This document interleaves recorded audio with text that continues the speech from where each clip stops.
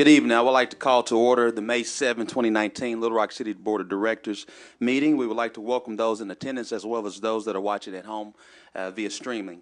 Madam Clerk, would you please call the roll? Director Hendricks, Director Richardson, Director Webb, Director Peck, Director Hines, Director Wright, Director Compuris, Director Fortson, Director Adcock, Vice Mayor Wyrick, Mayor Scott. Present. Let me now recognize Director Lance Hines, who will give our invocation.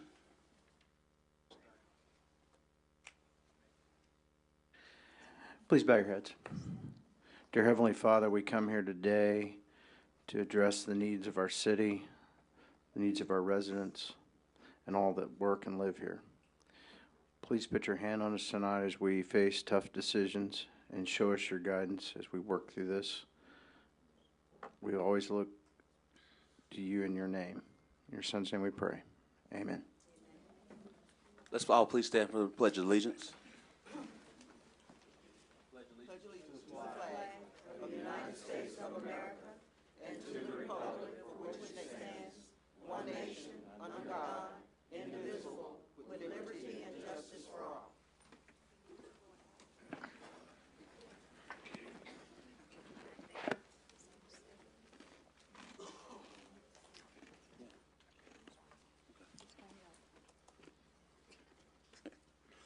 We will now have a presentation and proclamation to recognize Building Safety Month. Planning and Development Director Jamie Collins will be accepting the proclamation.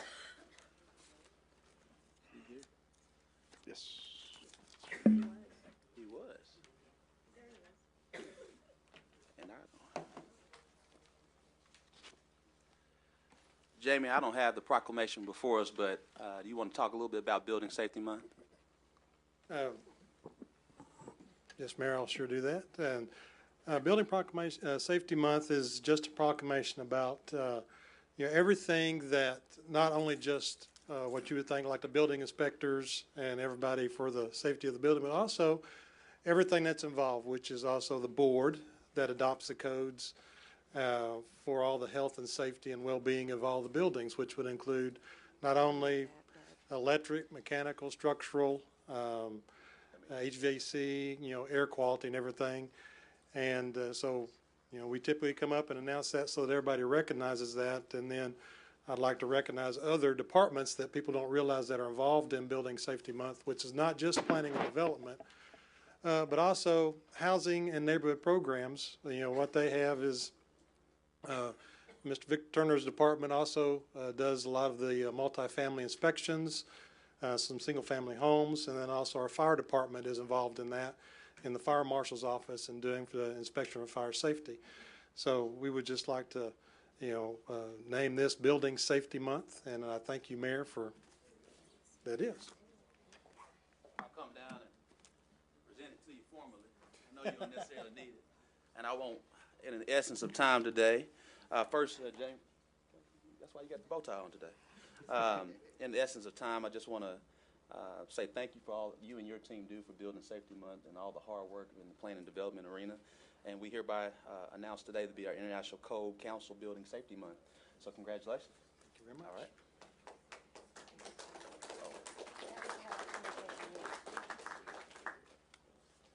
Thank you.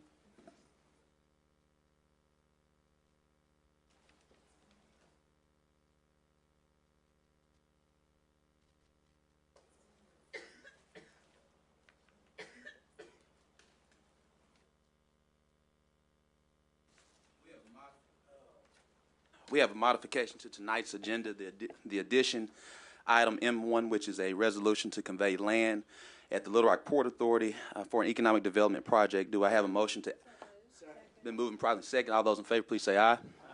Motion passes.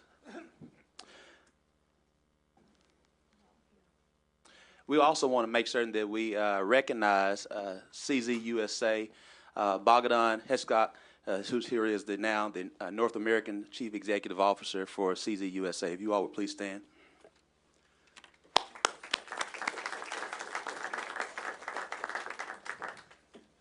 I also would like to have item 19 read separately. Item 19 deals with the exciting project for the city of Little Rock, and I would like to give everyone just the opportunity for a short presentation. So Jay Cheshire and the entire CZ USA team, if you would, please come give a presentation.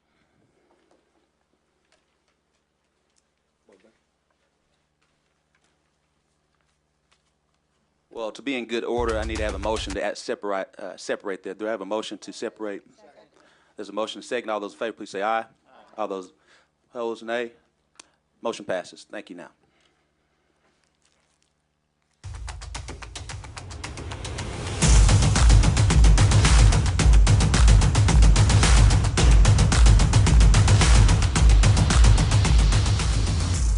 Today, I am very pleased to welcome CZ USA to Arkansas. CZ USA, with its parent company in the Czech Republic, has selected Arkansas as the location of its new manufacturing facility in the United States.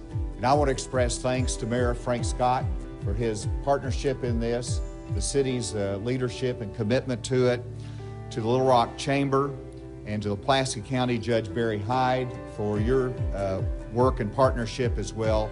All of their leadership and partnership in recruiting this world-class company has paid off for the people and for the families that will be impacted positively by this investment. So we have been impressed by your service and the way your team works together, Governor, Mayor, Judge. And after the first visit here, we were really astonished.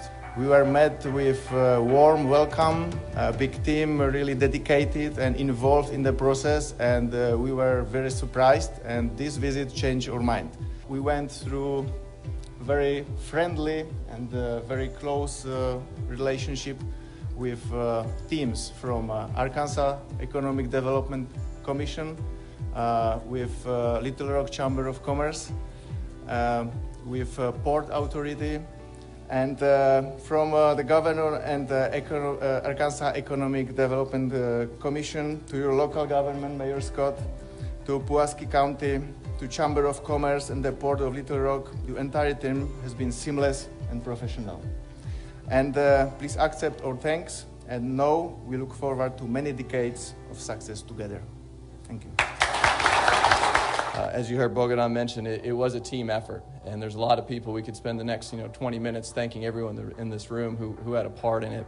Mayor, I just want you to know, though, that the team behind you at the Chamber, led by Jay Cheshire and his leadership, and Ben and Christy and everyone else there worked tirelessly to make this happen. But Mayor, you've got a strong team behind you. We appreciate your leadership. I'd love for you to come say a few words. What today represents is three things: leadership, relationships, and partnership. It's always done with partnership. And that partnership is showing today in the state's capital city. And so, Bogdan, thank you. We're grateful for you, and welcome home.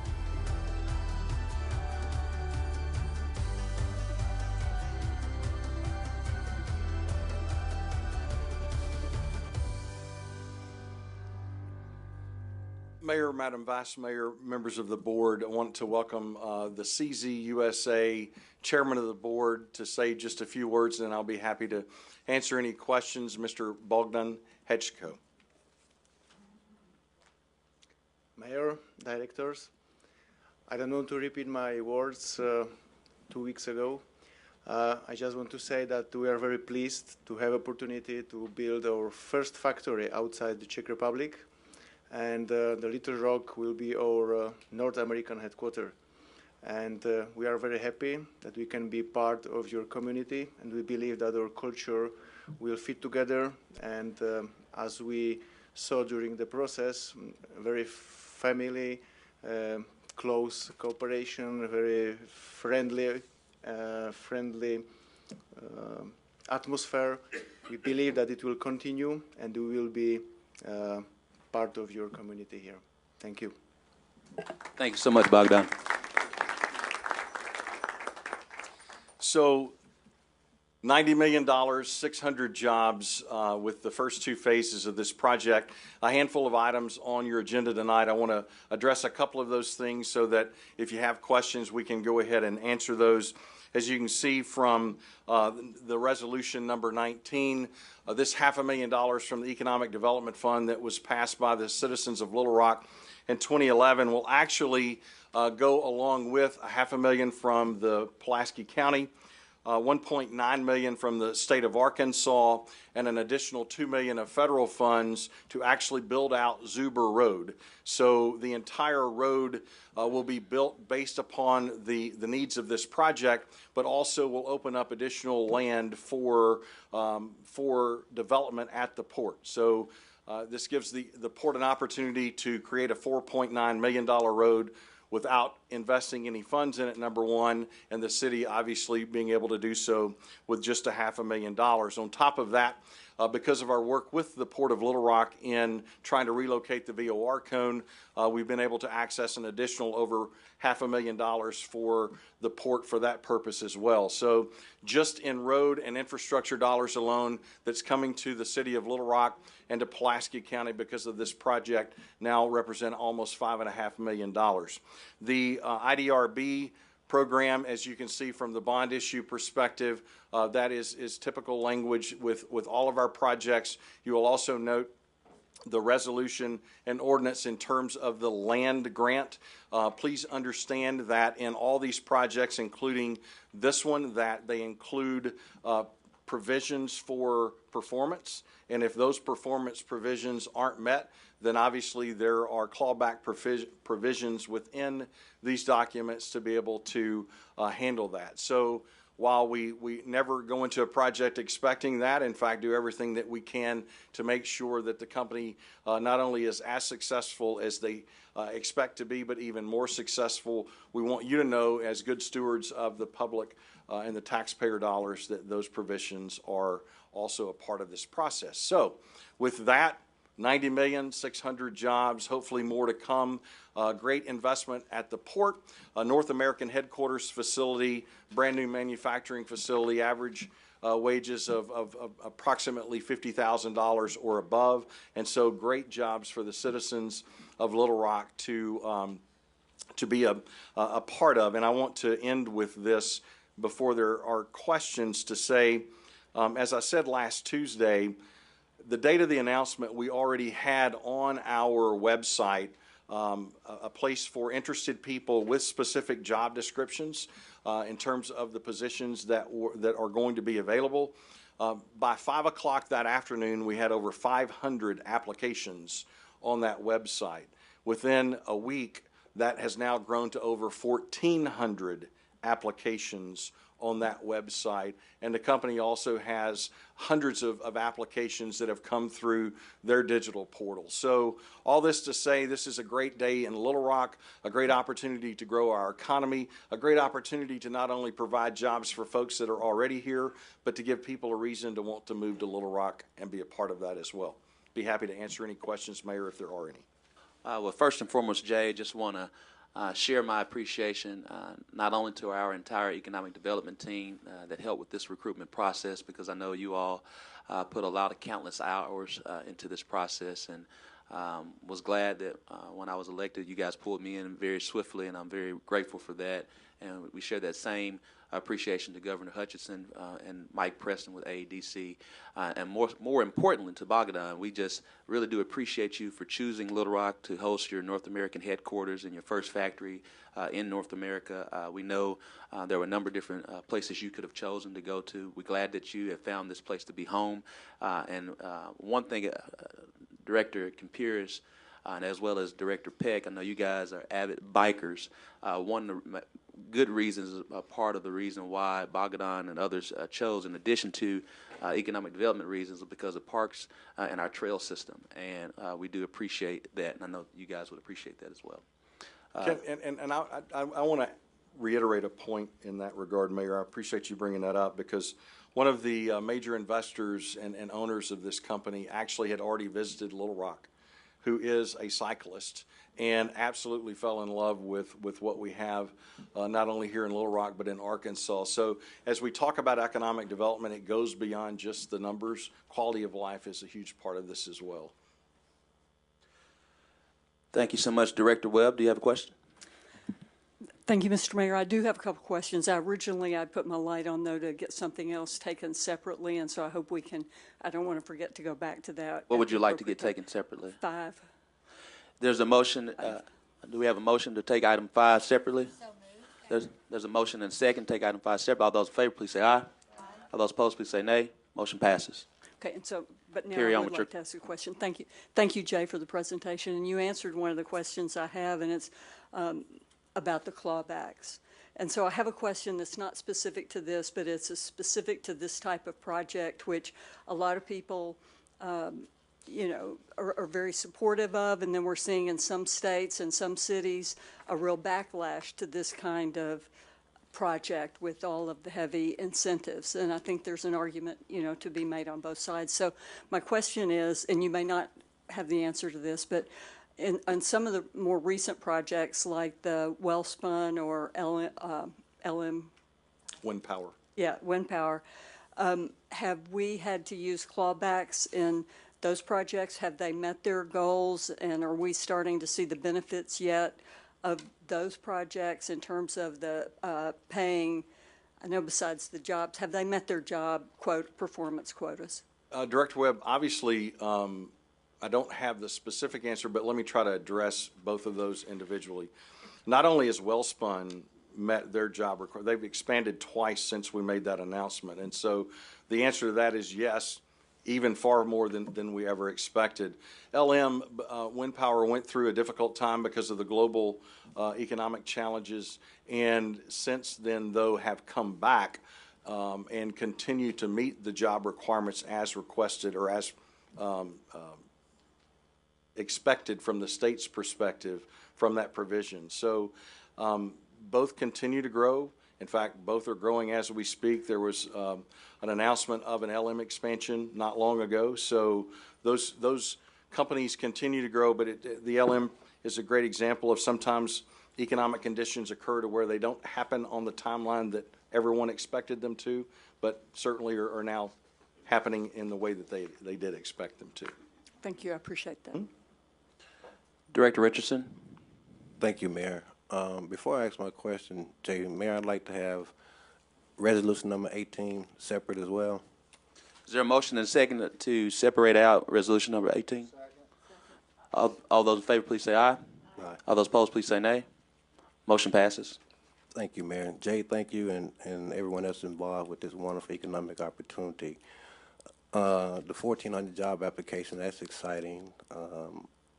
My question, it may be one you can or cannot answer, do we have some kind of guesstimate on the number of positions that will be filled by the City of Little Rock residents? 'Cause I'm assuming you did a thorough assessment of our demographics before we did this recruitment. So to me, initially, I could be wrong, probably am wrong, this seems like a wonderful economic development opportunity for Central Little Rock rather than just specific to Little Rock. So do we have any kind of guesstimate on the number of those positions going to be filled by citizens of Little Rock? Obviously, that hiring has not taken place yet, Director Richardson, but to that point, and that's why the economic development process goes beyond just ads in magazines or on websites and TV commercials. We did an extensive data analytics on our workforce. In fact, as Bogdan even said in the video, in that very first major visit here, when we went through that workforce presentation that Christy Barr of our team actually put together, and then along with Pulaski Tech and the state of Arkansas presented, we actually dived into data at the census block level to be able to show where actual talent currently exists.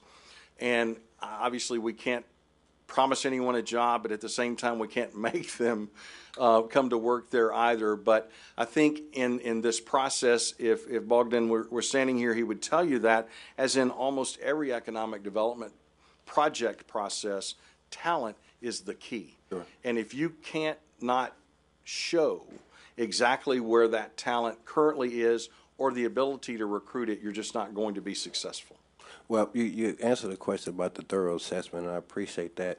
And my question, as I mentioned before, it may be unfair to you. We may not be able to project that, but just any kind of guesstimate on how many of those jobs going to be filled by City of Little Rock residents? And I can't answer that, first of all, because I'm not making the hiring decision. But secondly, also, it's a lot going to depend upon the skills that these individuals have within these specific areas. And part of this process also includes upskill. We have folks, and we learned that with the Caterpillar project and others, that are nearly to the skill level that they need to be able to obtain one of these types of positions. And we're working on training programs to provide that. So not only are these jobs going to be made available to those and others, but workforce opportunities from a training perspective will be offered as well. So whether it's at this facility or another facility with similar type needs, there's certainly going to be lots of opportunity. And one more unfair question to you, I think. I'm assuming that there's been some communication back and forth between you and our partners that are coming here. Do you have any idea of the percentage of those 1,400 applications are coming from City of Little Rock residents? We don't, only because at this point in time we've done no analytics on zip code searches or any of that activity. But to put that in perspective, when we did the Caterpillar expansion, for example, one of the things that we asked them for was that zip code analysis of their existing workforce, so that we could actually look at targeting specific areas. We'll do the same thing with this. Well, thank you for your work on this, and I think it's a wonderful opportunity for us, and continue doing the great work. As I've said often, this is a team sport. You guys are part of that team. Absolutely. You lead the team, and we appreciate you. Thank you, Thank Director you, Mayor. Richardson. Thank you, Vice Mayor. Director Hendricks. Thank you. It's not a question, but I would certainly like for you to share that this event is occurring in Ward 1. Amen. So I want you to say it. Yes, ma'am. In fact, just earlier tonight, Mr. Bogdan said, I want to make sure I'm introduced to the Ward 1 director where our new home will be. So we'll take care of that. Okay. Thank you so much. Director Campuris. Jay, like most things that happen, this is an overnight success and success story. Can you give us an idea of how long this has been going on, this courtship, and because I think it's important for people to understand what this entails to have a wonderful announcement like this. I don't think yesterday they dropped by and said, we've got $90 million we need, and we'll just drop by the port if you can build a road.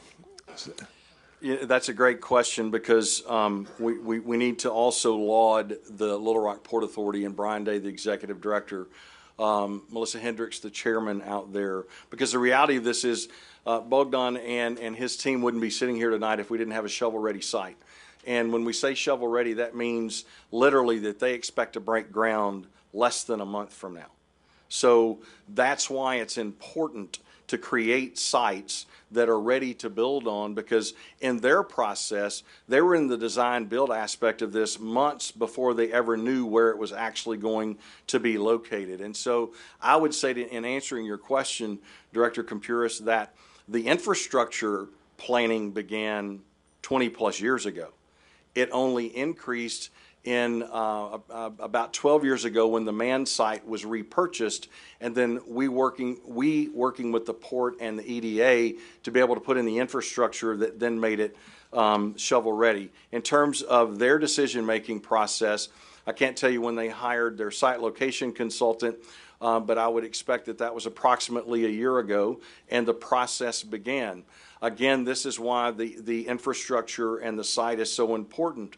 They weren't originally looking at this part of the country, and yet decided to take a look based upon the site consultant's recommendation, a site consultant that before this project had not located a project in Arkansas in approximately 12 years, but had been on this site 4 different times with other projects that didn't work. And so that's the part of infrastructure development, the part of the relationship building, the part of the leadership of the city and the port in that process, as well obviously as our county judge. But you guys particular with the port, if you don't create the places, we don't have things for people to come and build on and create jobs and create opportunity for all of our citizens.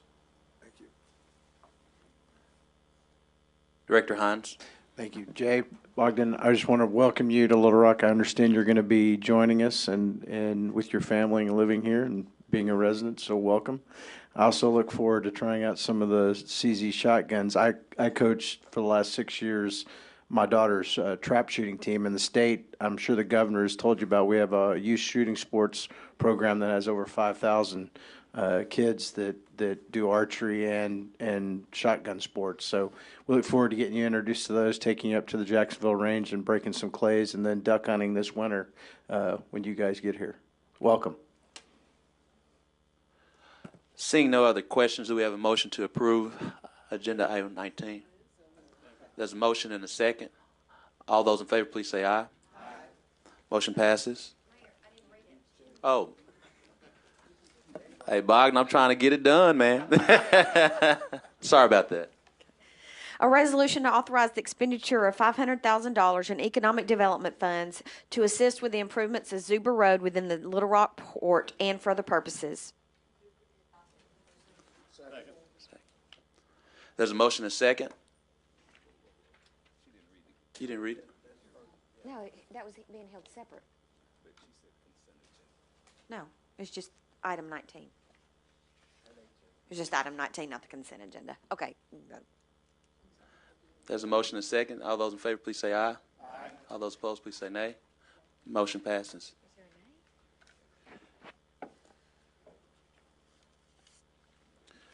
We will now, item number 5,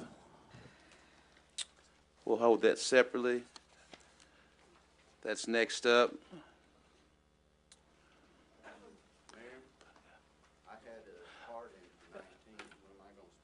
Mr. Scrable, you are out of order, but just to let you know, we had our. I'm crazy, but thank you for giving me another label. But I would like to speak on 19. When can I speak? Mr. Scrable, again, you are out of order. You came in and gave that card after we had already started the meeting. That is the part of the rules of this board. So you're not allowed to speak on that because you came in with your card after the gavel had already been started. Thank you so much. What are you afraid of, Mayor? What are you afraid of, Mayor? Mr. Scrable, again, you're out of order. We want to make certain that we maintain decorum today. All right, so I can't speak on anything, sir? Mr. Scrable, this is going to be my last time. You're out of order. We're going to maintain decorum in here today. Item number 5 is, John, would you come speak? Would that come speak on item number 5, please? Good evening, Mayor, Vice Mayor, members of the board. Director Webb, item number 5 is a bid that was put out for a bike polo court, which is also a futsal court. It was designed to accommodate both purposes, and it's been in coordination with the Mack Park Group and the active bike polo community out at Mack Park as well. The funds will come from the 3/8 cent tax. Director Hines, do you have a question? All right. Director Webb. Thank you, Mr. Mayor. John, I have a question because I heard from some constituents about this today who had heard rumors that we may be looking at park employees and making some cutbacks there, and then they were questioning an expense of this not to exceed $135,000 for this, and it was hard for me to justify that to them, given the number of parks and the importance of the parks and quality of life and how important that is. And I just wonder how many people participate in this kind of activity. And I know if a handful of us participate in an activity, we think that activity is very important.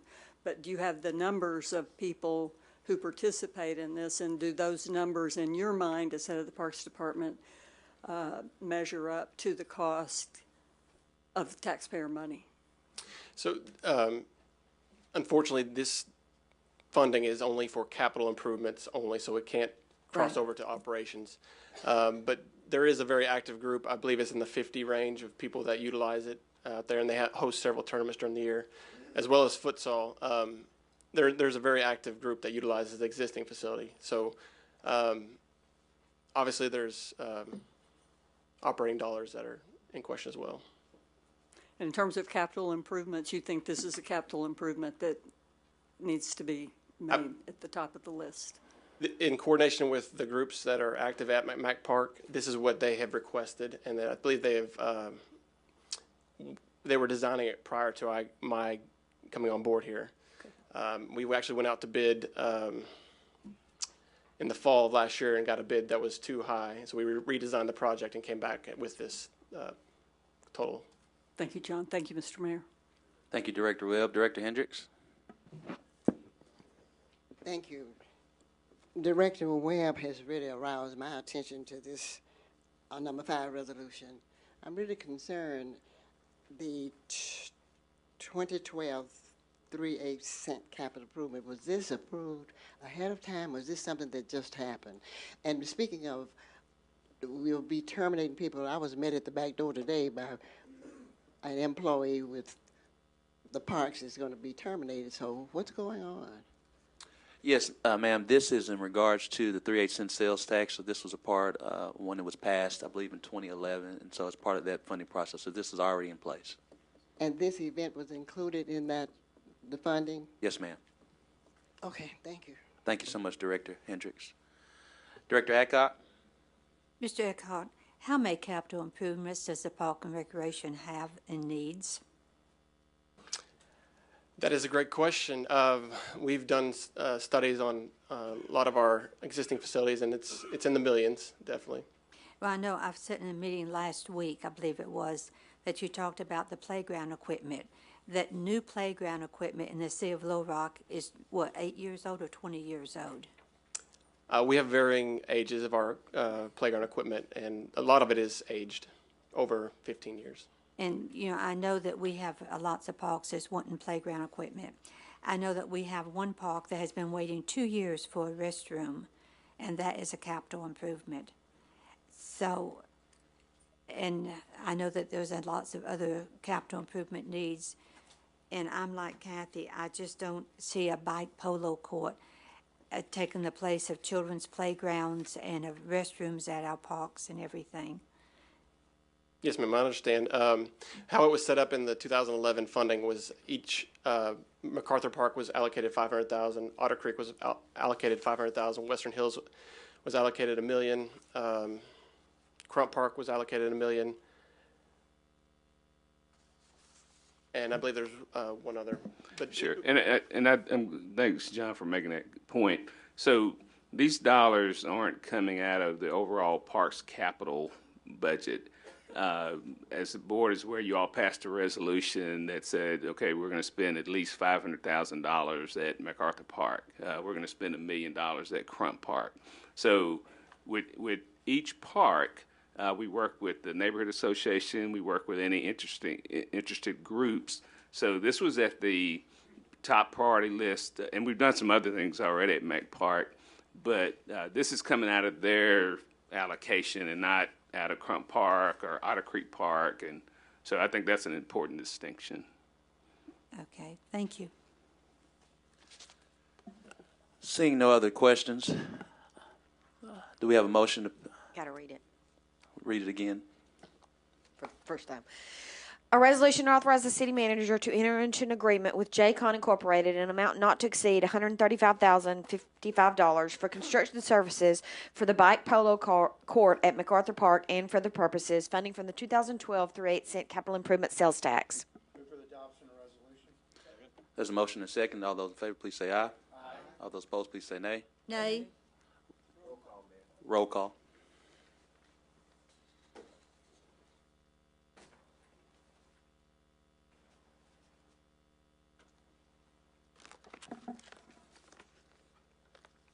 Director Wright? Yes. Director Campuris? Director Fortson? Aye. Director Adcock? No. Director Hendricks? No. Director Richardson? No. Director Webb? No. Director Peck? Aye. Director Hines? Aye. Vice Mayor Wyrick? Aye. 6-4. Motion passes. We now have up from a separate item, item number 18.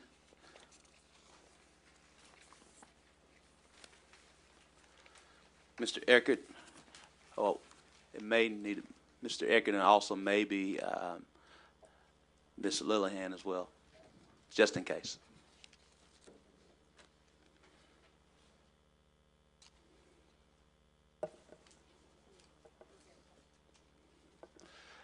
Ms. Lillihan, how about you come first?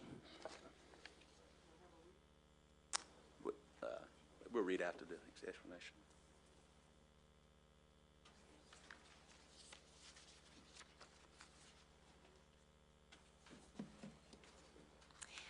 Okay, this resolution, the purpose of the resolution is just to extend the monthly funding for the First Tee up to 90 days during the period while they are trying, I guess, to complete the golf, well, we just had the golf study presentation, but to, before any kind of a transition for our maintaining the facility could take place.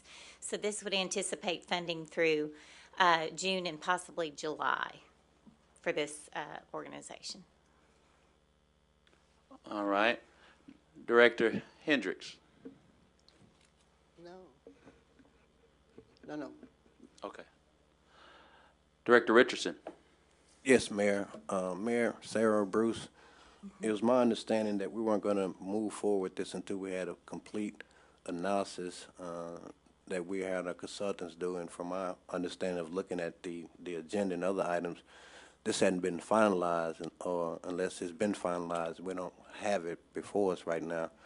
There was a study presented at the last meeting. Was that at the agenda meeting? Yes. But the way I understand it, the way it read to me was we weren't going to move forward until it was completed. And what I read yesterday was that it hadn't been finalized. So Bruce, Mayor, or Sarah, can anyone, John, anyone answer that question for me? Yes, sir. We did, as Director Linehan shared, I believe at the last agenda meeting, we did have the golf study presented by Mr. Snyder and Mr. Harrington. As they made their presentation, you are correct. We have not finalized any decisions, and due to the fact, the very reason why we had to extend the contract several months ago was to make certain, due to cash flow issues with the organization, because they are still running the program until we make a decision. And so this ordinance gives us 120 days to have everything finalized so that we don't have to stop their cash flow. To continue on with their programming. In the event that we make a final decision between now and the 120 days, then we can figure out the rest and we come back before the board. But this just helps solidify cash flow. Thank you, Mayor. I guess my understanding or misunderstanding was that it hadn't been finalized. The presentation had been made, but the study hadn't been finalized from what I read and saw, and that we weren't going to move forward until that was presented to us or until that was finalized. And my understanding that even though you said we did have a presentation, that the complete analysis had not been finalized. So can someone tell me if I had the correct understanding? I do think I have something to contribute potentially. So just to keep in mind, what this funding is for is not for operation of the First Tee program. This is for the maintenance of the building and the facility that the city owns. Currently, our Parks Department is operating our other 3 golf courses, and they do not have the capacity with existing staffing to also maintain the facility of the 4th golf course. When we talk about the budget amendment later today, we will talk about the recommendations of the golf study. So this funding only gets them through, it's 90 days. It would get them through June.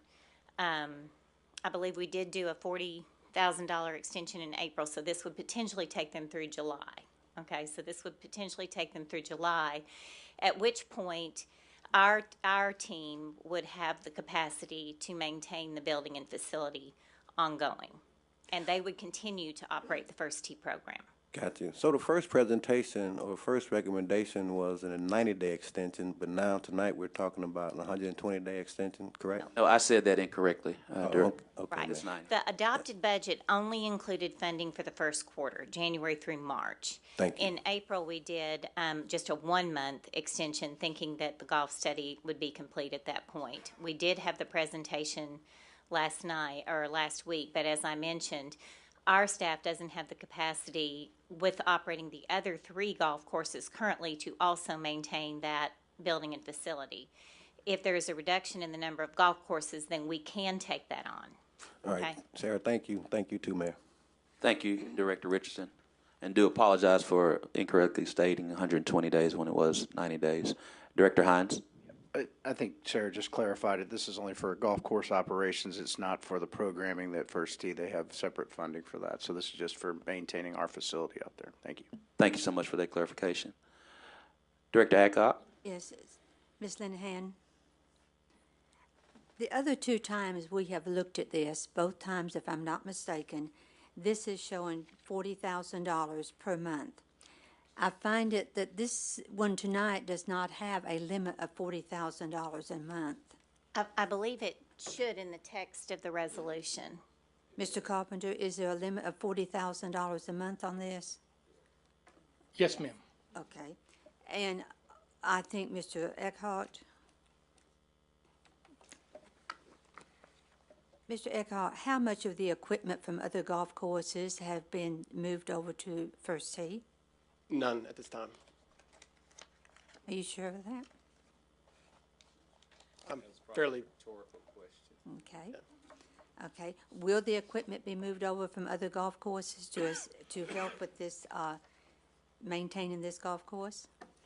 Mayor, and members of the board, no decisions have been made. As Sarah mentioned, we're going to talk about that later today. So no decisions, and even today, tonight, no decision will be made. There will be a vote next week.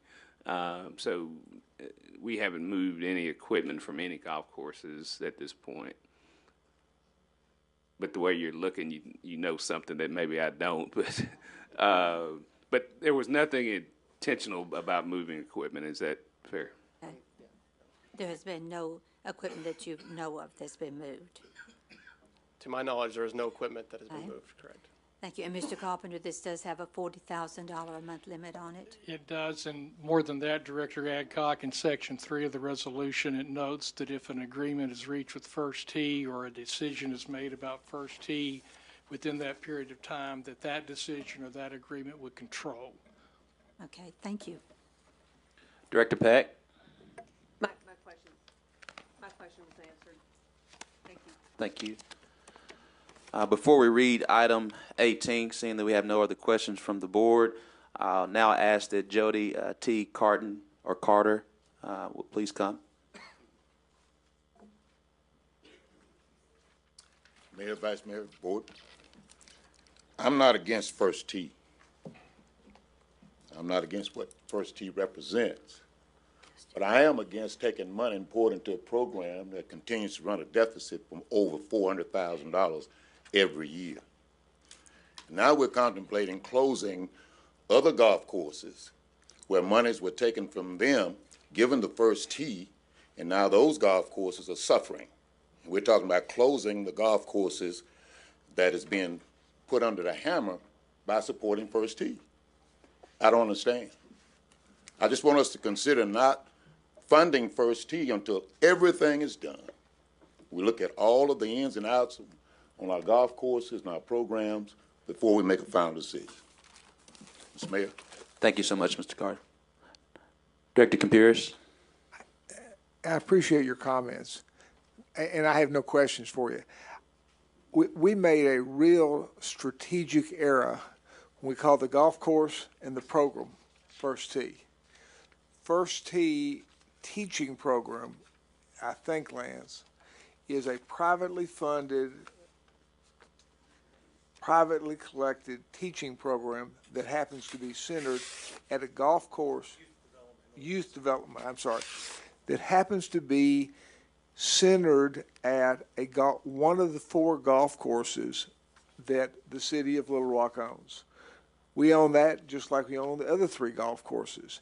So I think the problem has been is that how we've taken care of it. But until we get this conundrum resolved, we've got to take care of it or we lose an asset. And that's where I think we are. So I appreciate your comment, but that's... Thank you, Director Campiris. Director Hines? The other thing I want to point out, it's only been in the last, Laura, 4 years that we've asked, that First Tee has asked the city to support the golf course operations. Up until that point, Mr. Warren Stevens and the First Tee, utilizing their private donations, operated that golf course at no cost to the city up until the last 4 years. And it's been around for over 20 years, give or take. So just to point out, this is something that has come to realization that's kind of where some of this stuff got fleshed out. Thank you. Thank you, Director Hines. Director Richardson? Thank you, Mayor. Mr. Carter, thank you for your comments. This is more of a question for Tom. Does Director Hines need to recuse himself from this item? Well, he's not supposed to be allowed to vote on it, but was on the consent agenda. But it's pulled separate, so I mean, it's not. Are you no longer on the board? Director Hines? I resigned from the First Tee board last December, so I'm no longer on the First Tee board. Doesn't have a conflict. Thank you, Lance. Director Richardson, do you, any more questions? Thank you, Lance. That cleared it up for me. Director Wright? I just wanted to chime in that I personally know that we have been funding extra money into First Tee since 2009. I recall when we had to do some other cuts, Lance, so it's been more than 4 years. Thank you. Thank you so much. Seeing no other questions from the board, Madam Clerk, would you please read item 18? A resolution to amend Little Rock, Arkansas Resolution Number 14,967 of April the 2nd, 2019, to extend the agreement between the city and the First Tee of Central Arkansas for a period of 90 days as to the operations and funding of the Jack Stevens Youth Golf Academy and for other purposes. There's a motion and a second. All those in favor, please say aye. All those opposed, please say nay. Motion passes.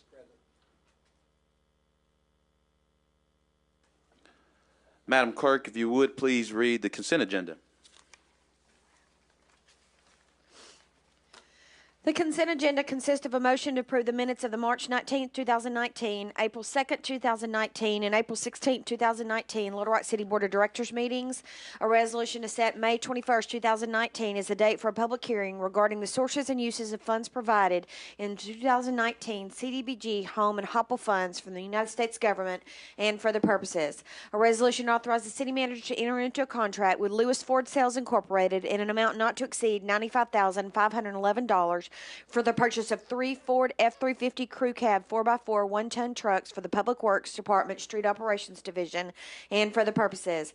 A resolution to authorize the city manager to enter into a contract with Clark Machinery in an amount not to exceed $194,412.43 for the purchase of 1 Lee Boy 8520 street paver for the Public Works Department Street Operations Division and for other purposes. A resolution to authorize the city manager to enter into agreement with Musco Sports Lighting LLC in an amount not to exceed $136,000 and an agreement with Pilgreen Electric in an amount not to exceed $45,000 to provide sports field lighting for 1 soccer field at Otter Creek Park and for the purposes funding from the 2012 through 8-cent capital sales tax. A resolution to change the name of Morgan Keegan Drive located east of Riverfront Drive to River Bluff Drive and for other purposes.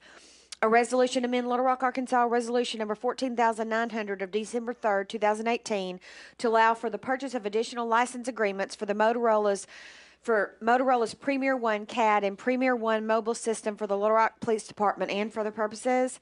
A resolution to authorize the mayor and city clerk to execute any documents necessary to purchase the property located at 2124 Romine Road for an amount not to exceed $82,500 utilizing Home Investment Partnership Program funds and for other purposes.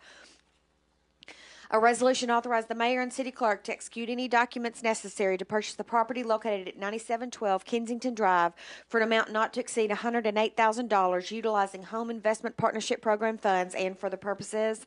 A resolution to authorize the donation of properties located at 2016, 2020, and 2022 South Pulaski Street to house about it Community and Economic Agency to be utilized for affordable housing and for other purposes.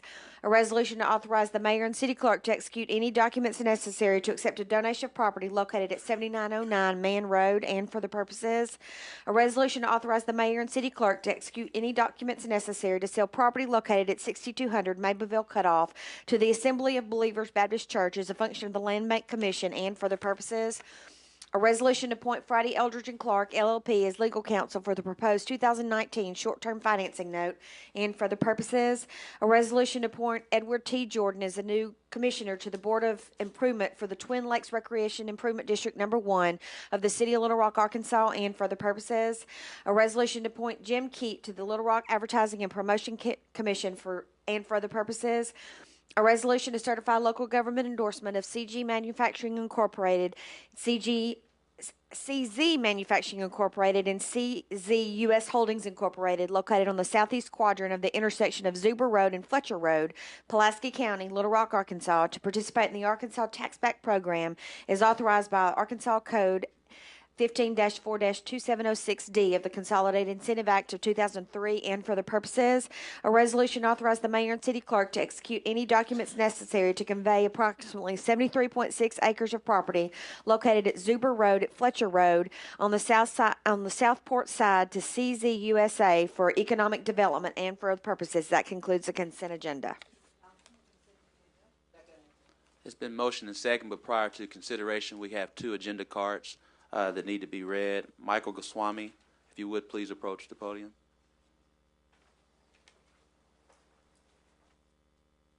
Mayor, members of the board. For item number 7, sorry.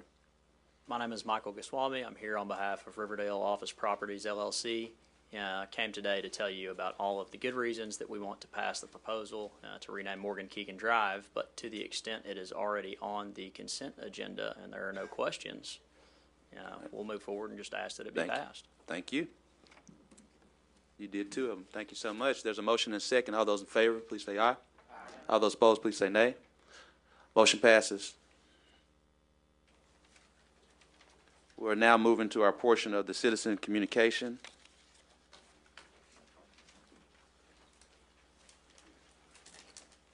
And just to get a little order here, as Mr. Manager shared earlier, the budget presentation is towards the end of our consent agenda, and is a budget presentation. The board will not consider action on the budget amendment presentation until next week.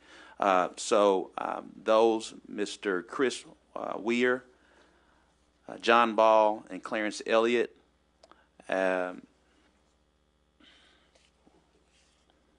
we will hand your cards to Madam Clerk, so it'll be notified if you come back on next Tuesday that you will be able to share it during the citizens' communication, because it is not a part of the agenda at this point in time.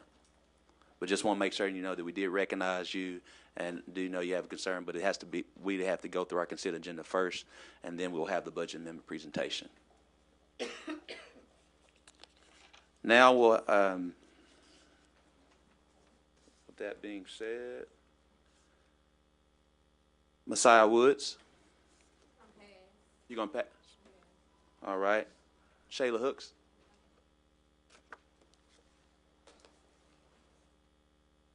We're still.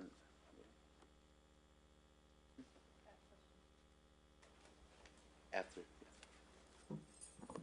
Hello, everyone. My name is Shayla Hooks, and I am here. I've been here living in Little Rock for 41 years, and I'm here to address the Little Rock Police Department and its flaws in my community. First of all, I just want to ask a few questions. Who and where are the funds that the Little Rock Police Department uses and utilizes? Why are they spending so much time at the gun range and so less time within our community to meet us, to know who we are? And why are the police recruited from other cities other than Little Rock? Why are there, where are the monies going from the Little Rock traffic court citations? Where are those funds used? And the reason I'm kind of nervous, but the reason I'm here is because I've been stopped 32 times in my neighborhood since I guess I was able to drive. And so to me, that presents a problem because a lot of us are not in a position to pay traffic tickets, for one.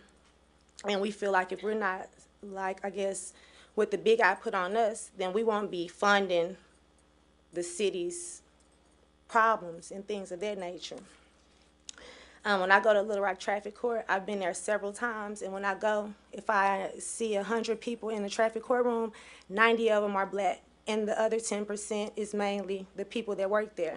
And so to me, we are the burden barriers. We are the ones that's able to fund the different programs that you guys have for the community. But we never see the police officers until it's a problem. I was just stopped in my driveway about 4 nights ago, and when the police stopped me, he told me he stopped me because he didn't see me turn my signal light on. He didn't give me a warning, he just left. But I feel like if he was not in my community every day, all day, he wouldn't see me. Go to other neighborhoods and see the problems in other neighborhoods instead of just singling out my neighborhood. And so that's all I'm here for today, and I'll be back in 2 weeks to talk about it again. Thank you so much, Ms. Thank Hooks. you.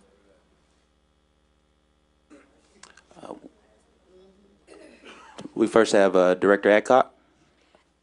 Mayor, I was just going to ask about the 3 people that signed yellow cards for citizen communication. Since they was on citizen communication and that item is not going to be voted on today, could they not speak today instead of coming back in 2 weeks? Well, our rules that we all set forth is for you not to speak on an item that's not on the agenda. And so based on that, this is not on the agenda, and it's a budget amendment presentation. And so that's what we have conferred to make that decision. Mayor, the rules actually say that you cannot speak at citizen communications on an item that is on the agenda. So citizen communications for other items otherwise not on the agenda.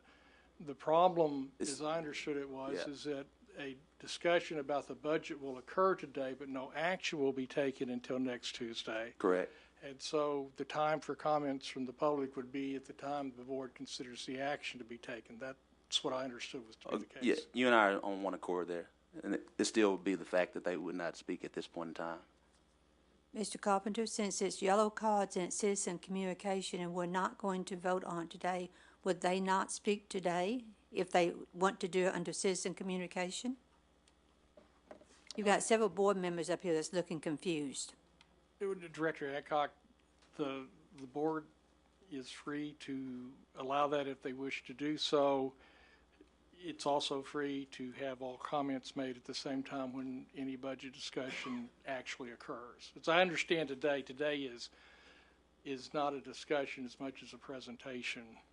Could we not ask the citizens if they would prefer to come back in 2 weeks when we are voting on it, or if they would prefer to speak tonight? We can definitely ask that. Mr. Thank Clarence and Mr. John, would you like to prefer to speak today or next week?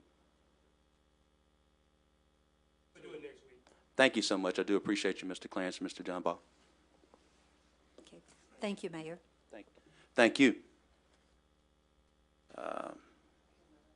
Sorry about that, Director Hendricks. I was going to ask the young lady that's about to leave, could I ask her a question? Yes, ma'am. Come to the podium.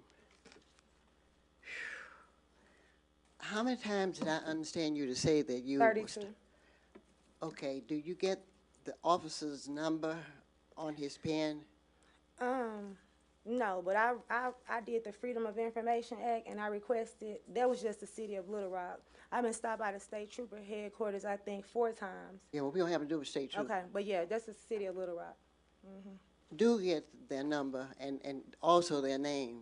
Okay. And that's, okay, I don't It's know what pitiful, but it's a lot of other people that's dealing with it, and they don't have the, I guess, the say-so to come up here and address you guys or the know-how. So I'm just coming here to speak for a lot of people. What ward do you live in? Miss Doris, right? John Barrow. My Okay. daddy built my house. I've been living there 21 years. And I have 2 teenage sons, and I feel like if they're just prominent in my neighborhood, I don't want anything to happen to my children just like that happened to that guy on Canis Road. Ms. Hooks, what we'll do is I do have your card and your contact information. I'll make certain that the captain in your district will be reaching out to you. Yeah, I talked to him too, but thank you so much. Thank you.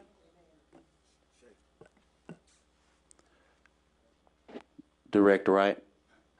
She did ask a question, and that I think Mr. Moore or you can answer about the Little Rock Traffic Court citation, the fees that we receive from that. What does that fund? She did ask that question. Yeah, Director Wright, it just goes to the general fund. Okay. So that goes to cover the administrative costs of the city, police officers, everything? Correct. Okay. Director Hendricks, did you have another question? You didn't? Okay. All right. Mr. Antonio Davila.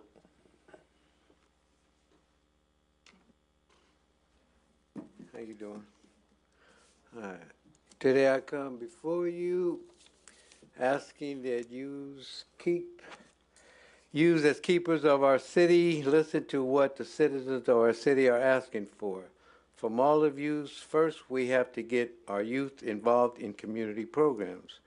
We have to create new programs that can produce a positive impact to the capital city. We should ask the state government to include all forms of education programs within the scholarship funds, the marijuana funds, the casino funds, and all these other funds that the state has that are used for other projects should be used for our citizens and our youth in the city of Little Rock.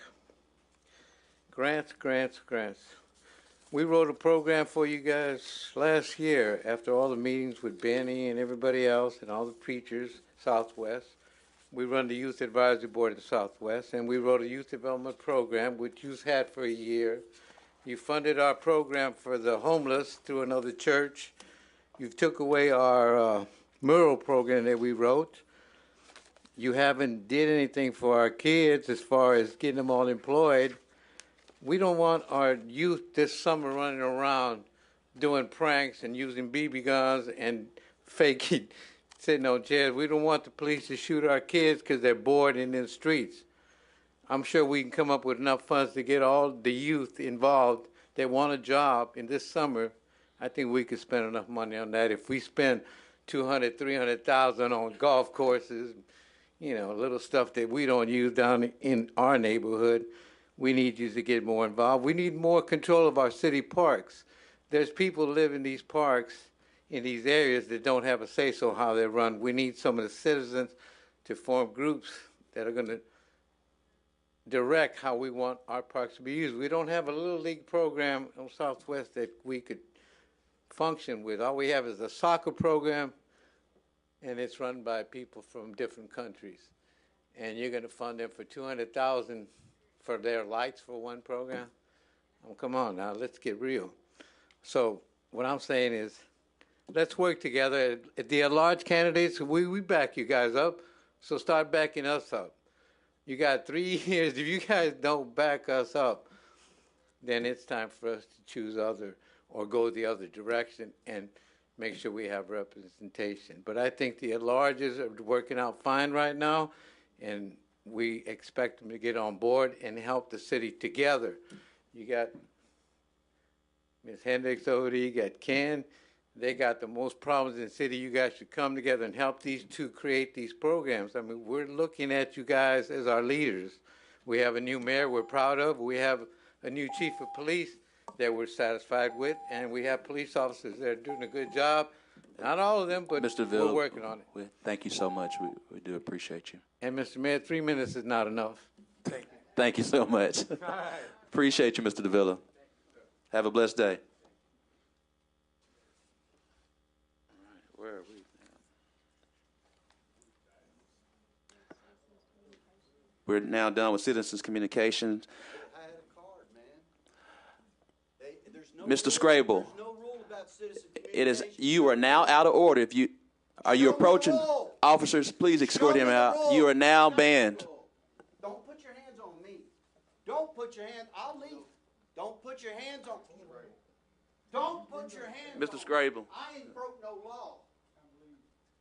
What law did I break? Item 23 will need to be read separately as there must be a public hearing held. Madam Clerk, would you please read the rest of the group items for the first time?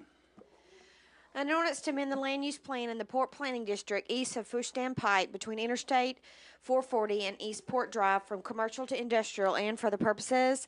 An ordinance to reclassify property located in the city of Little Rock, Arkansas, amending the official zoning map of the city of Little Rock, Arkansas, and for the purposes. An ordinance to condemn certain structures in the city of Little Rock, Arkansas with structural fire and health hazards, to provide for summary abatement procedures, to direct the city staff to take such action as is necessary to raise and remove said structures, to declare an emergency, and for the purposes.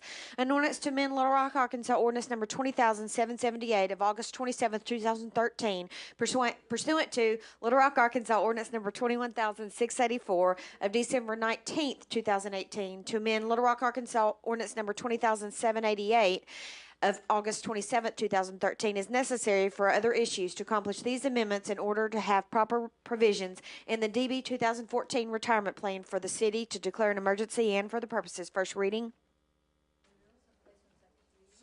There's a motion second to move the second reading. All those in favor, please say aye.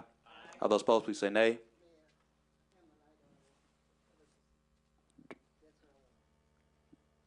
Yes, ma'am. Yes, ma'am. All those in favor, please say aye. All those opposed, please say nay. Motion passes. Second reading, Madam Clerk. An ordinance to amend the land use plan in the Port Planning District east of Fushdown Pike between Interstate 440 and East Port Drive from commercial to industrial. An ordinance to reclassify property located in the city of Little Rock, Arkansas. An ordinance to condemn certain structures in the city of Little Rock, Arkansas with structural fire and health hazards, to provide for summary abatement procedures, to direct city staff to take such action as is necessary to raise and remove said structures, to declare an emergency. An ordinance to amend Little Rock, Arkansas ordinance number 20,778 pursuant to Little Rock, Arkansas ordinance number 21,684 to amend Little Rock, Arkansas ordinance number 20,788 is necessary for other issues to accomplish these amendments in order to have proper provisions in the DB 2014 retirement plan for the city to declare an emergency. Second reading. There's a motion moved to present rules for third and final reading. All those in favor, please say aye. I didn't have a second. There's a motion and a second. All those in favor, please say aye. All those opposed, please say nay. Before we move on to the third and final reading, Lance Levy, would you would please come to discuss item number 22.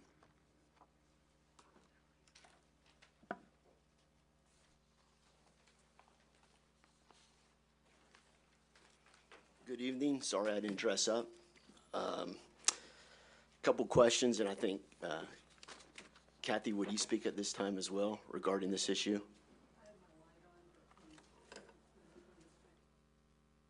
Okay.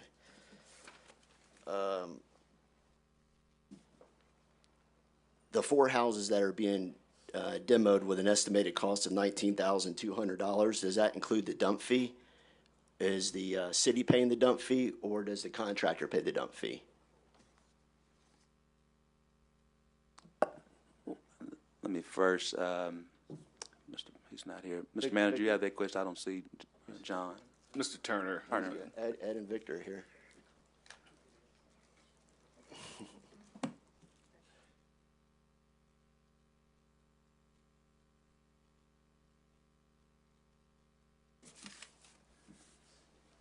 Mayor, members of the board, the dump fee is separate as opposed to the actual demolition of the structure, and the landfill, just as we do, send the owner of record an invoice for that payment.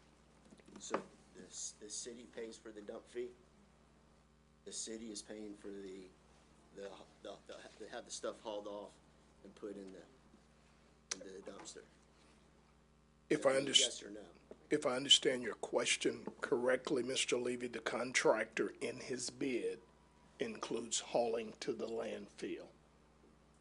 How many houses have you been in charge since you've been in office that you've had the city, since you've been in office? Mr. Levy, we're not. I'm asking him a question. Well, Mr. Levy, we're not gonna go back and forth. You got one question. Well, I'm not allowed more than one question. This is Mr. Levy. Democracy here. Mr. Levy, I'm asking, you are here to speak for or against item number 7. You did ask a question. I have a couple questions of clarity. It's a yes or no. Does the city or does not the city pay for the fee? Exactly. It's in the bid. What we're they've asking, done this many times. Mr. Levy, what we're asking is one question at a time, allow him to respond, then please come back to the podium, ask the second question if we need to do it that way. We got to be decent and in order. You ready for your second question?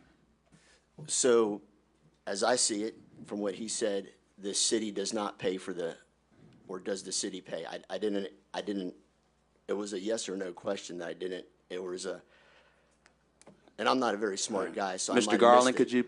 Mr. Garland, could you come back up and Answer is that the fee is paid by the owner of the property and the city sends them a bill. So the city pays for it and puts it on a lien and waits for the owner of the property to pay for it? That's part of the lien. Yeah. Okay. In which we know, okay. So that goes as y'all know, I'm in the development business. I just tore down 3 houses in the city myself, within the last 18 months. I've been by 2 of these properties, and I had to pay the dump fee. One of my houses was solid concrete, and I would say these are very comparable. I don't think I've driven by a couple of these houses before I came here. I paid $11,000 for 3 houses, and I had to pay the dump fee. And again, I'm not the sharpest tool in the shed, but a checkbook is one thing I understand, and that's under $4,000 a house. So we're paying $5,000 a house, and not including a dump fee. I like making money. I can rent an excavator and get this stuff done. My second question gives y'all something to think about, but I've brought this before the board, Frank, well before you became in office, and all these directors are well aware of it. They're, but anyways, my second question is, and I think Kathy will touch on this, how are these houses chosen? Some of them have only been on the list for less than 6 months. I know 1 or 2 of them had a fire where it's a public record that I've emailed regarding other houses that have not been demoed, that have been condemned for over 3 years, and specifically 727 South Valentine. And Kathy, I'll defer to Kathy now. are you asking a question of our staff, or are you deferring to Director Webb? Well, the question is, who is the individual or individuals that decide what houses are going to be torn down? There are 1 to 3 people by name that are dictating how this business of tearing down houses is done. And I haven't gotten to find out who is in charge of it, but I can tell you, I've spent millions of dollars investing, not public money, my money, no subsidies, no state money, in better neighborhoods in this city. All I ask is simple questions, but I can't get a clear answer. So maybe you, Dean, or Eugene, or you, Ken, or Kathy, or BJ, or Lance, or Doris. I've asked you all these questions for the last over a year or 2. And with all due respect, Director Adcock has quoted Mr. Fortson as the money man for the city. And I've asked him this question, who's responsible for this stuff? I mean, I'm just trying to make money in better neighborhoods. I'm not here to, Mr. Levy, we want you to make money and pay taxes, so we do appreciate that. I pay. Mr. Garland or Mr. Turner, would you ask the question about the individuals? Yes. Mayor, members of the board, as a point of clarity, the $4,800 you see referenced in our ordinances is an average, in that we need to include an estimate. None of these structures have been bid formally until you approve them for condemnation. But over the past couple of years, that's kind of where our average is. We are allocated $250,000 a year for the past several years for demolition. That usually will get us about, depending on whether asbestos involved, about 50 properties per year. The second question that Mr. Levy posed in terms of who makes the decisions, right now we have over 500 structures declared unsafe and vacant in the city of Little Rock. That number was up around 755 about 5 years ago. It's a fluid number in that as structures are demolished or structures approach different levels of deterioration, they're added to or removed. The process of determining which structures we present to you all has a lot to do with the deteriorating condition. It starts with the code officer, it moves to the senior code officer. From the senior code officer, the supervisor of the code enforcement group gets involved.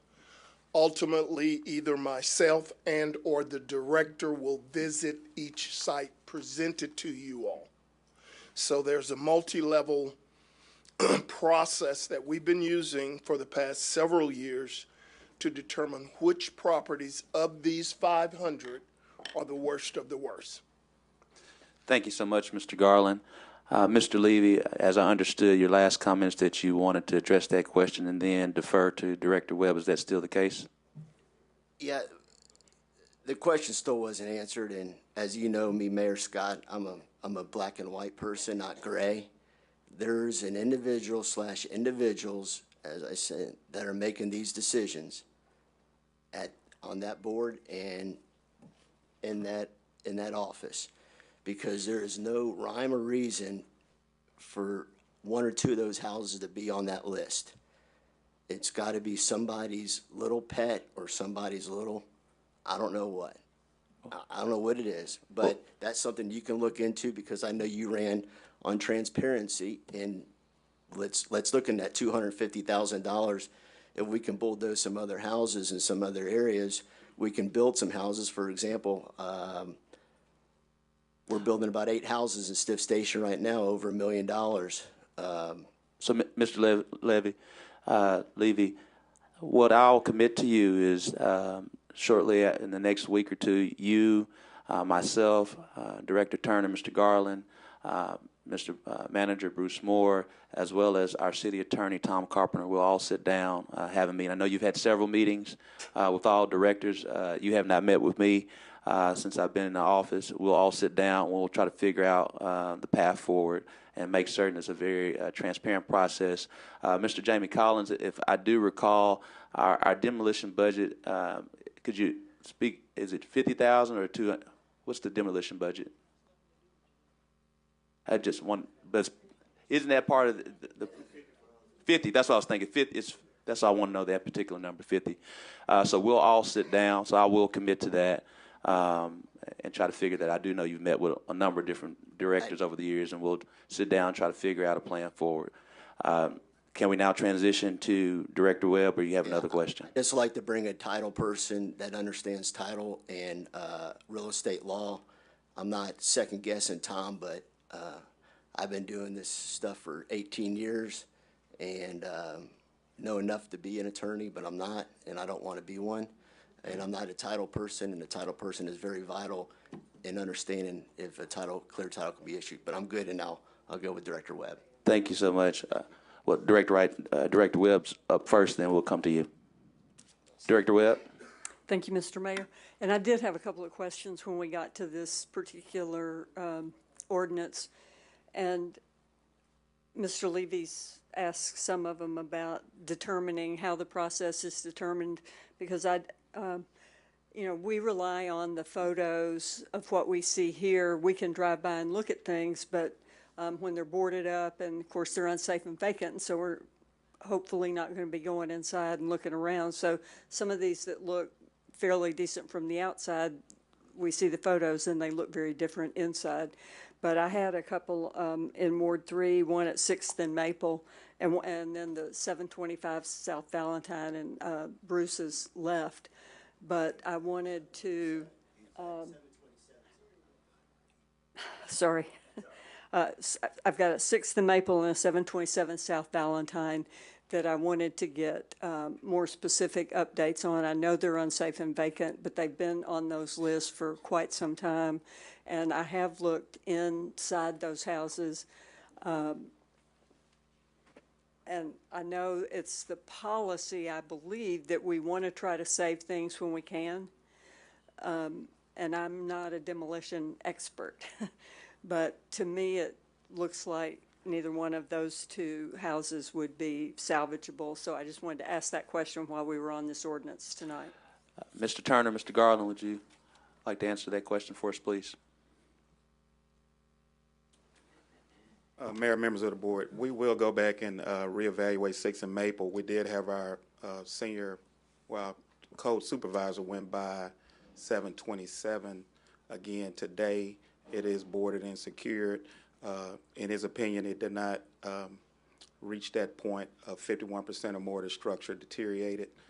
We do have a separate software that we use to estimate the cost of rehabilitation. And so we can, if we can get access to that inside of that structure, we can get a very thorough work write-up for you and with the estimated cost to give you more detail. And I would appreciate that, because even that kind of information is helpful, knowing that there's some kind of software that you can do an estimate on, and then we're going to say that, you know, just is. That house has a hole, a big hole, we can get it drilled. Mr. Levy, just like I had to talk with Mr. Scrable, you can't speak out after you've sat down. Director Wright. Mayor, I heard Mr. Levy call my name and said he had met with me and talked with me about this issue. I don't recall ever having a conversation with you. As a matter of fact, I don't ever recall ever seeing your face before. I've heard your name, but please don't say you've met with me when you have not. I have enough going on in Ward 6 and with 28,000 residents and 24 different neighborhoods. I'm not coming over there fooling with an issue that's not directly impacting the people that I represent. Now, if you had a policy issue, that's a question you bring to the manager and to the city attorney about how they do their policies, but you have not met with me about this issue. So I really want to be on record as stating that, Mayor. Thank you so much, Director Wright. Director Hendricks. My comment has to do with the number. I think all of these houses are in Ward 1. Boys may not be, but I think so. But I have asked the mayor if he would meet with us because Ward 1 is in an uproar. We have at least, I've lived across the streets for over 12 years of a house, Mr. Mordo, that I've been complaining about. And I think something needs to be done, so I am asking to meet with you along with some residents. It's terrible. It's discrimination at its most. You will never see 15 or 20 dilapidated houses in a white neighborhood. I just call it what it is, and I think it's because of my age. I don't fear speaking the truth. And there's something wrong with this department for the way that the Ward 1 residents have had to live. I think what I'm assuming is that it seems that the Caucasians are moving back into the inner city of Little Rock. Most of our houses are being purchased or either torn down. And I think that that's what's going on. It's discrimination at its most. And I have talked to the department heads, and I'm not angry with them, but something needs to be done. Director Hendricks, in addition to the meeting that we'll have with Mr. Levy, I will be having a meeting with you and those residents, and we'll work something out. Thank you so much. Director Wright. In the course of the discussion, I was not clear on something. I thought I understood it, but I got kind of confused when the question kept being repeated. Having been a contractor, a general contractor for 8 years in another life, I know when I bid a contract, if I'm going to bid to renovate or tear down, all of my dump fees, all of those costs are going to be in my bid. So I don't understand why that question was not answered, or why did it take so much to get that answered. No contractor can make a profit, because you're not in business not to make a profit. Let's be clear. That's why people are in business. They want to make money. They got to feed their families. So if I'm going to bid $5,000 to tear down a house, the cost of the dump fees need to be in there. Now, unless the city tells them not to put that cost in and we absorb that cost and then put the lien on the house. Is that the case, Mr. Carpenter? Yes. I mean, so they don't have to pay to dump that house if it's a contract under this department? the same way that if an employee of Public Works had torn down a house and took it out to the landfill, he would not pay. You will not pay. Right. So the contractors that bid on these houses Right, do not pay to dump at our facility. right. And then the cost is part of what we're able to use as part of the lien. As part of the cost. lien. Okay. See, that wasn't stated like that. So All now right, we're Vice Mayor Wyrick. Thanks so much, Director Wright. Vice Mayor Wyrick. Thank you. I need to jump on the bandwagon here. Hey, Ed, hold on a second. I have about 8 to 10 houses on one street off of Chico Road that have been noted as UV, and nothing's happened on them. And so if you're going to meet with people about unsafe housing, then I have some that we need to meet on as well. So I just want to get my name in the hat. Thank you. Yes, ma'am. I work 24/7, so I'll meet with you as well. I know you do. I've talked to you 24/7. You do. When I call it late at night, you pick up. All right. Before 9. Before 9. It's 9:30 last night. Just saying. That's TMI. We're having good fun today, guys. Mr. Garland. Mayor, members of the board, point of clarity. As I said, when a contractor bids on demolition, it includes his hauling of the debris to the landfill. That's dumping. It's one and the same. If I haul it, I gotta dump it. Okay? Thank you, Mr. Garland. Director Richardson. Yes, Mayor, I want to make sure you were clear with that. That's what I thought I heard.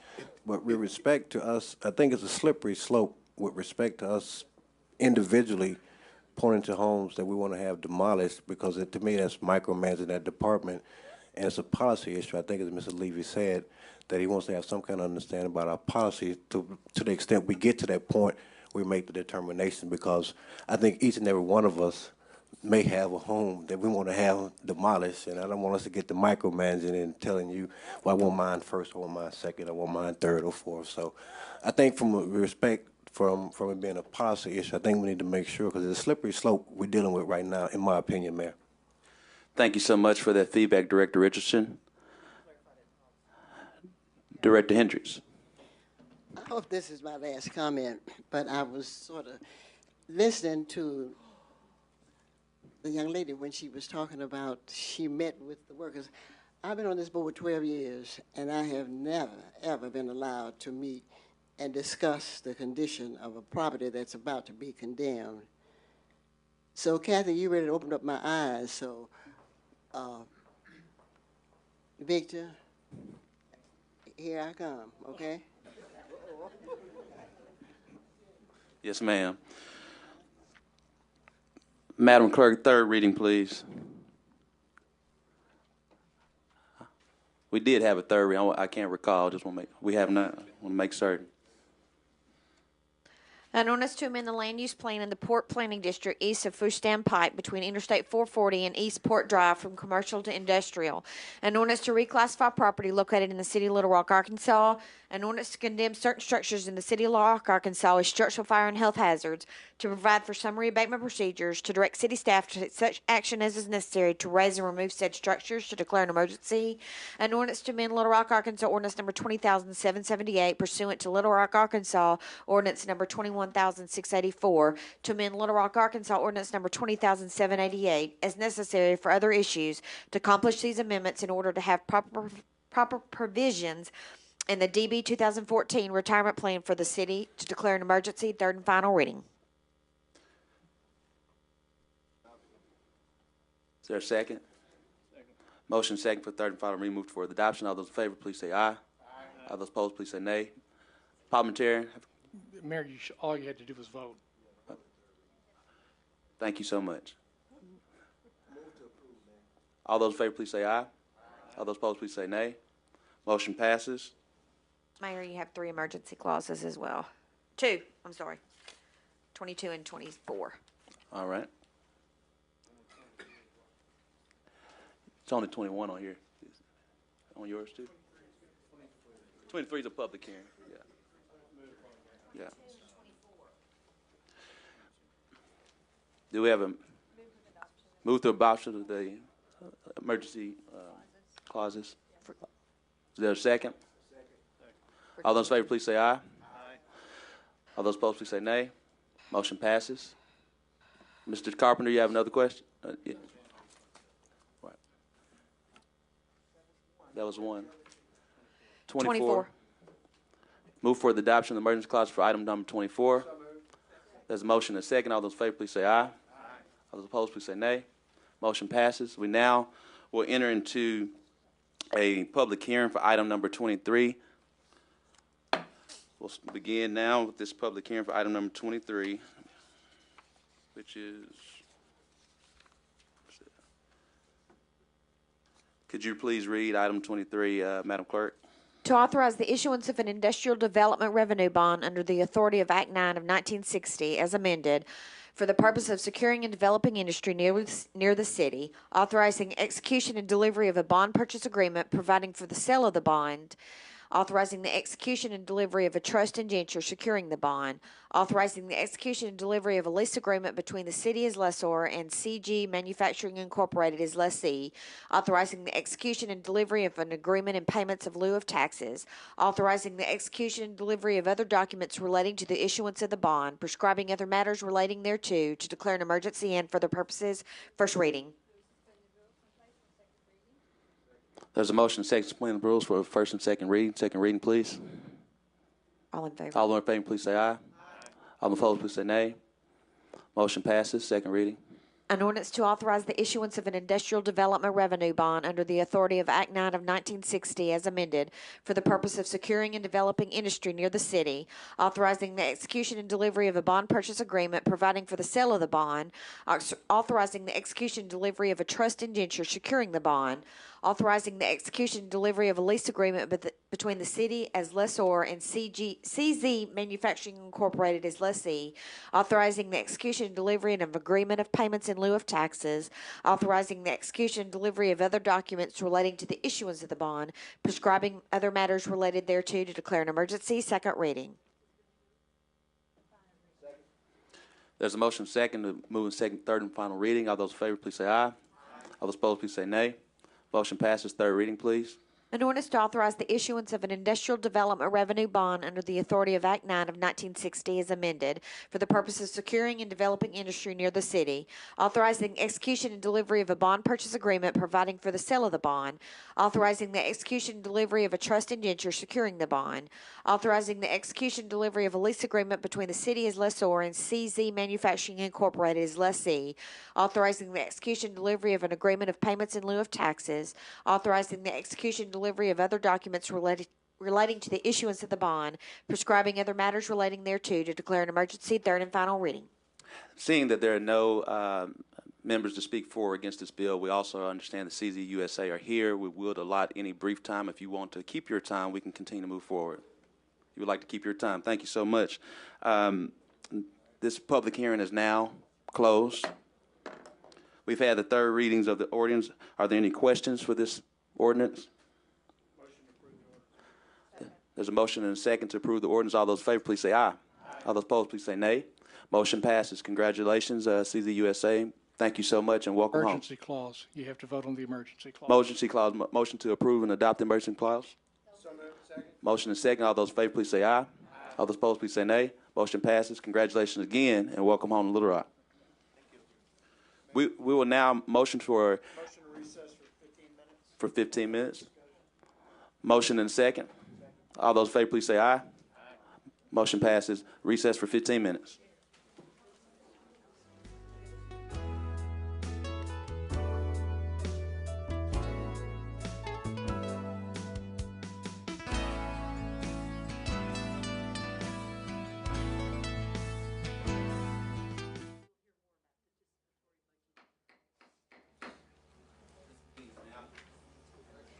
This meeting is now being called back into order.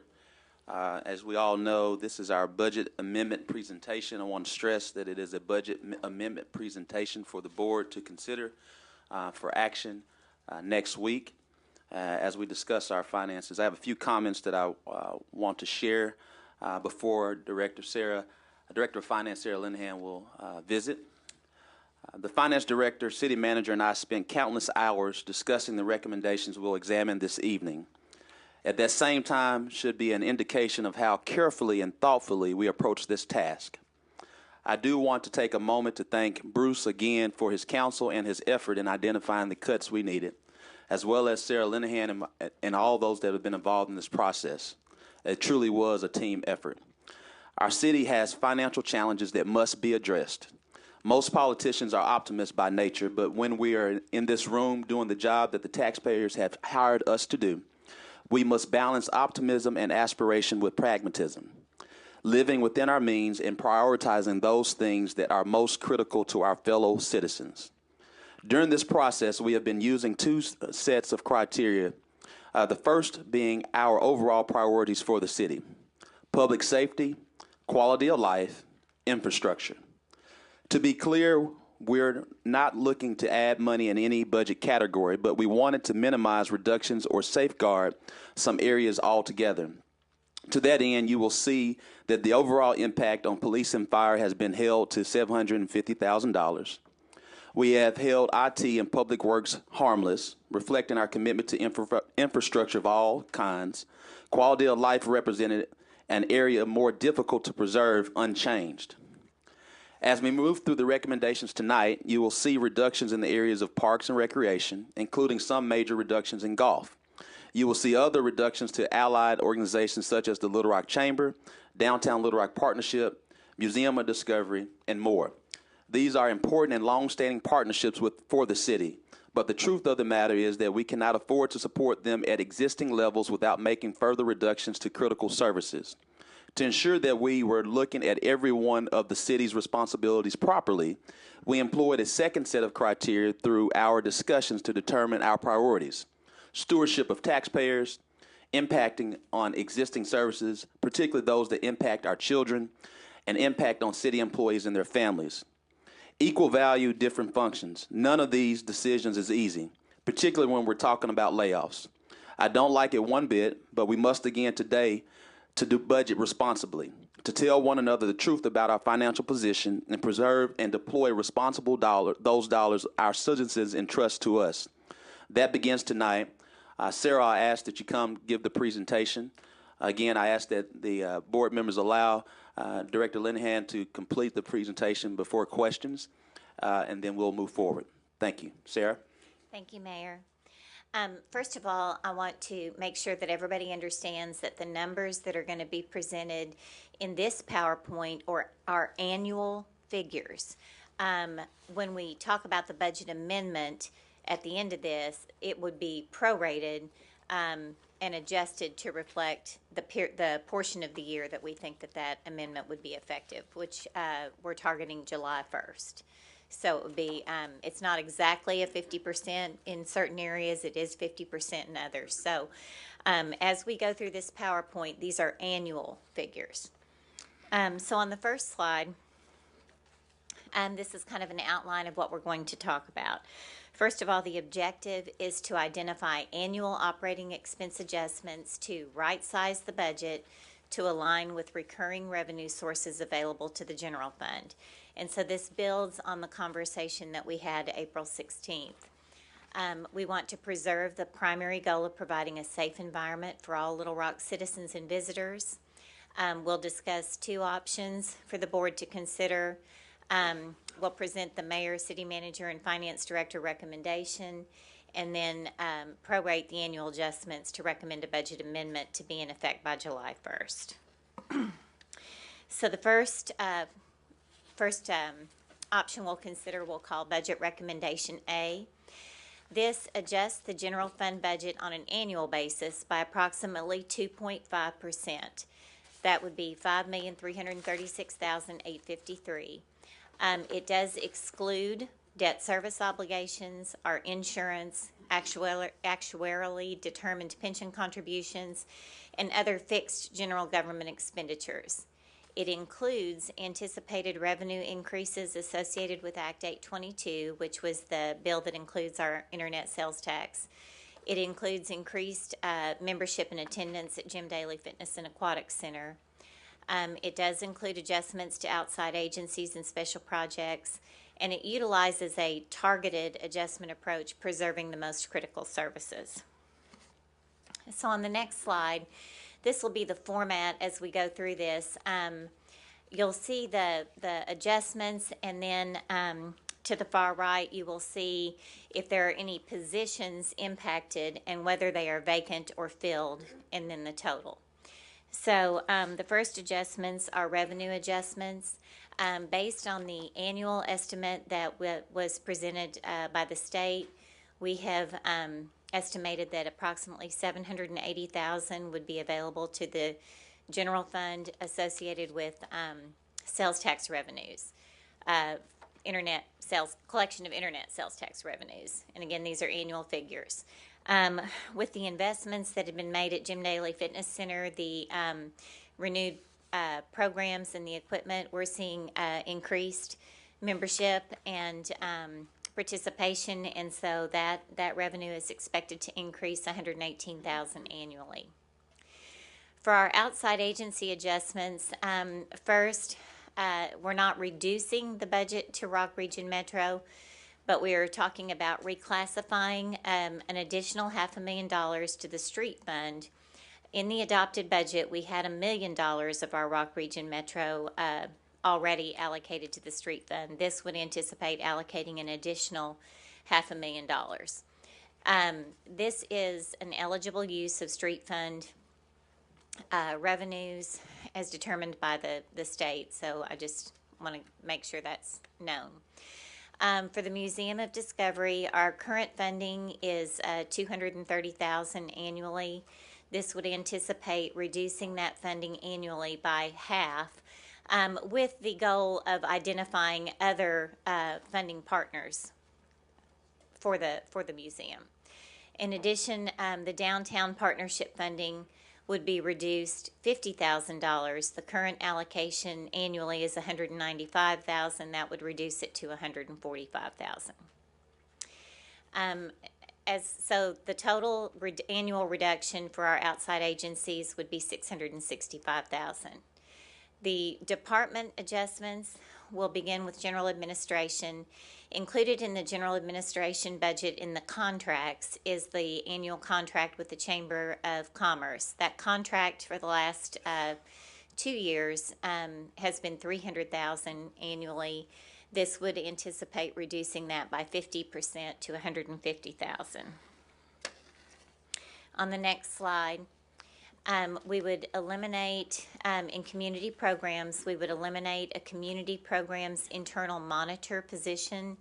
That is a filled position, and the amount that you see there is the cost of the salary, benefits, and city taxes. We would also reduce operating expenses in that division by $12,030 for a reduction of $68,420. In the city attorney's office, we would eliminate 2 deputy attorney positions, both of which are vacant. And let me just say as we go through this, in determining whether or not we could eliminate vacant positions, you are all aware that we include a certain amount of vacancy savings that is to be an estimate of approximately 5% of the total payroll in the general fund. That has to be met in order to meet our budget for personnel. That is a net budget.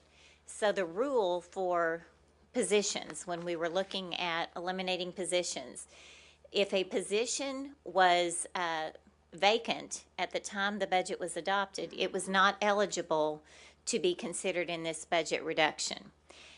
In order to be considered in the budget reduction, it had to be either very recently vacated, filled at the time the budget was adopted, or it had to be approved to be filled and being advertised. And so if it were under those scenarios, then the position could be counted and eliminated. Otherwise, we're not realizing any net savings. Okay? So in the city attorney's office, we have 2 attorney positions that have been vacated since the budget was adopted, and those vacant positions would be eliminated. In finance, our assistant finance director moved on to another opportunity. We have since promoted an internal candidate that did not have quite as much experience When she took that role, her salary is less. Her salary and benefits was less than what the previous incumbent was. So that savings is a part of what we have identified. That's $13,400. Then we would also eliminate an accountant position. This is a position that my assistant was promoted to an accounts payable supervisor. She was an accountant level position. We had switched that to be someone who was going to be responsible for the GASB 87 accounting, which is our new lease requirement. That position was advertised to be filled, and we would not fill that one position. So that would be an eliminated vacant position.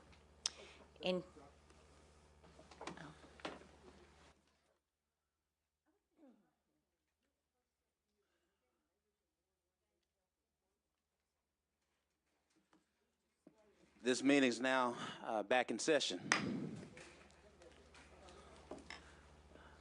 Sarah, carry on. Okay. All right, so we left off on page 5.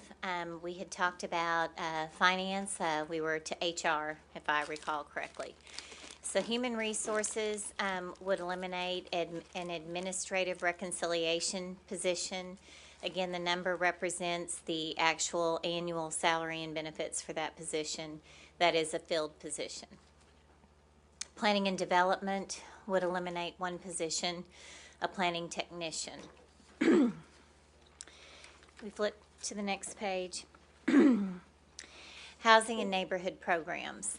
Housing and neighborhood programs would eliminate 5 of the resource coordinator positions. There are currently 11 total. 10 are resource coordinators, and there's a supervisor. So this would retain 5 of those and the supervisor. All of the neighborhood resource centers would remain open. The 5 remaining coordinators would service 2 community centers. On the lien turnback funds, that's an annual allocation that would be utilized for the housing and neighborhood. Eliminate 1 office assistant position, and then eliminate a part-time AmeriCorps field supervisor position. So the total number of positions that would be eliminated in housing are 6, but there would not be any closure or elimination of programs. In Parks and Recreation, Parks is a very large department, and they are going to be experiencing more of the reduction in force. First, there would be an elimination of an administrative assistant in the Parks Administration Office. There would be a reduction in part-time administrative support. There would be the elimination of a maintenance field superintendent. And then in the Operations and Improvement Development Department, there would be 2 park maintenance positions, the park building maintenance coordinator, and 5 additional positions. Of those, 7 are filled, 1 is vacant. It's a total of 8 positions that would be eliminated. Reduce operations and development overtime by $10,000. Go to the next slide. We would eliminate a parks maintenance supervisor. That position was recently vacated, so that is a vacant position. We would eliminate 1 horticulture senior position and 2 leaders. That would be 3 vacant positions. Eliminate a greenhouse worker, and that is a filled position. Eliminate 2 urban forestry parks maintenance worker positions. That's 2 filled positions. Then there would be reductions in the urban forestry part-time allocation, the overtime allocation, some hand tools, machinery, and implements. In the Recreation Administration Division, there would be 1 recreation program manager that would be eliminated, and there would be 1 Dunbar, well, actually that's a vacant position. There would be a Dunbar Parks maintenance position eliminated. That too is vacant. On the next slide, there'd be another program position eliminated at Dunbar that is vacant. There would be 1 Southwest Community Center Parks maintenance position and 1 programmer position eliminated, so that is 2 filled positions. At Stevens Community Center, the plan would be to reduce the hours of operation for programs to run from noon till 9. The morning currently is, for senior programs, there's only 3 participants. So this would reduce the cost of operation during that period, but it would have very minimal impact on programming. Eliminate 2 programmers at the Center of Use at University Park. Again, due to low usage, the center would change to be a focus for a meeting and a rental facility. So it would continue to be used for meetings and to be available to rent out for events. Part-time expenditures would also be reduced at that facility. At West Central Community Center, there'd be a reduction in part-time expenditures. They felt that there were some savings in the electricity budget that could be utilized. Then in the athletics playgrounds, they would eliminate 1 adult athletics assistant. That is 1 filled position. And then on the next slide, reduce part-time expenditures in adult athletics by $15,000 and reduce part-time expenditures at the tennis center. Now, with all of those eliminations, that was 17 filled positions and 9 vacant positions. Because of the maintenance and all that was eliminated, that there would be some contracted maintenance that would take the place of a lot of that would generate significant savings. So there would be increased maintenance allocations for those outsourced options. The intent is for the existing parks maintenance staff to continue to maintain the larger parks facilities. The smaller parks would be mowed by outsourced arrangement. Then the custodial services at Dunbar and Southwest would be outsourced. So the net expenditure impact to the Parks Department would be a reduction of $1,028,263. Again, this is an annual reduction. 26 total positions, 9 of which are vacant. In golf, the golf and tennis manager position would be eliminated. That is a filled position.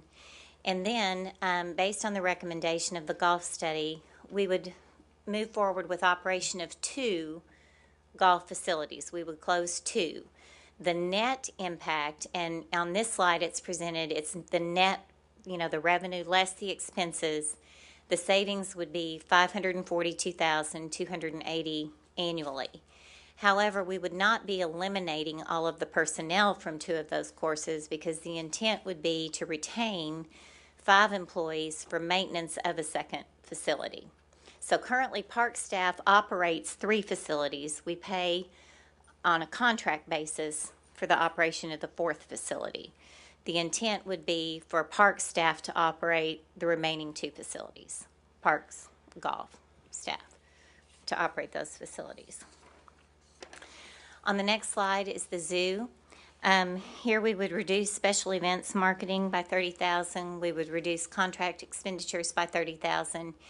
And there would be a plan to close the zoo on Tuesdays and Wednesdays between November 1st and March 1st to generate savings of $32,000. We do not believe this would have a negative impact on revenues. The zoo would still be open 5 of the 7 days a week during a period where attendance is very low. But it would save on some part-time expenditures and some operations, guest services type of expenses. Fire would reduce operating expenses by $65,000.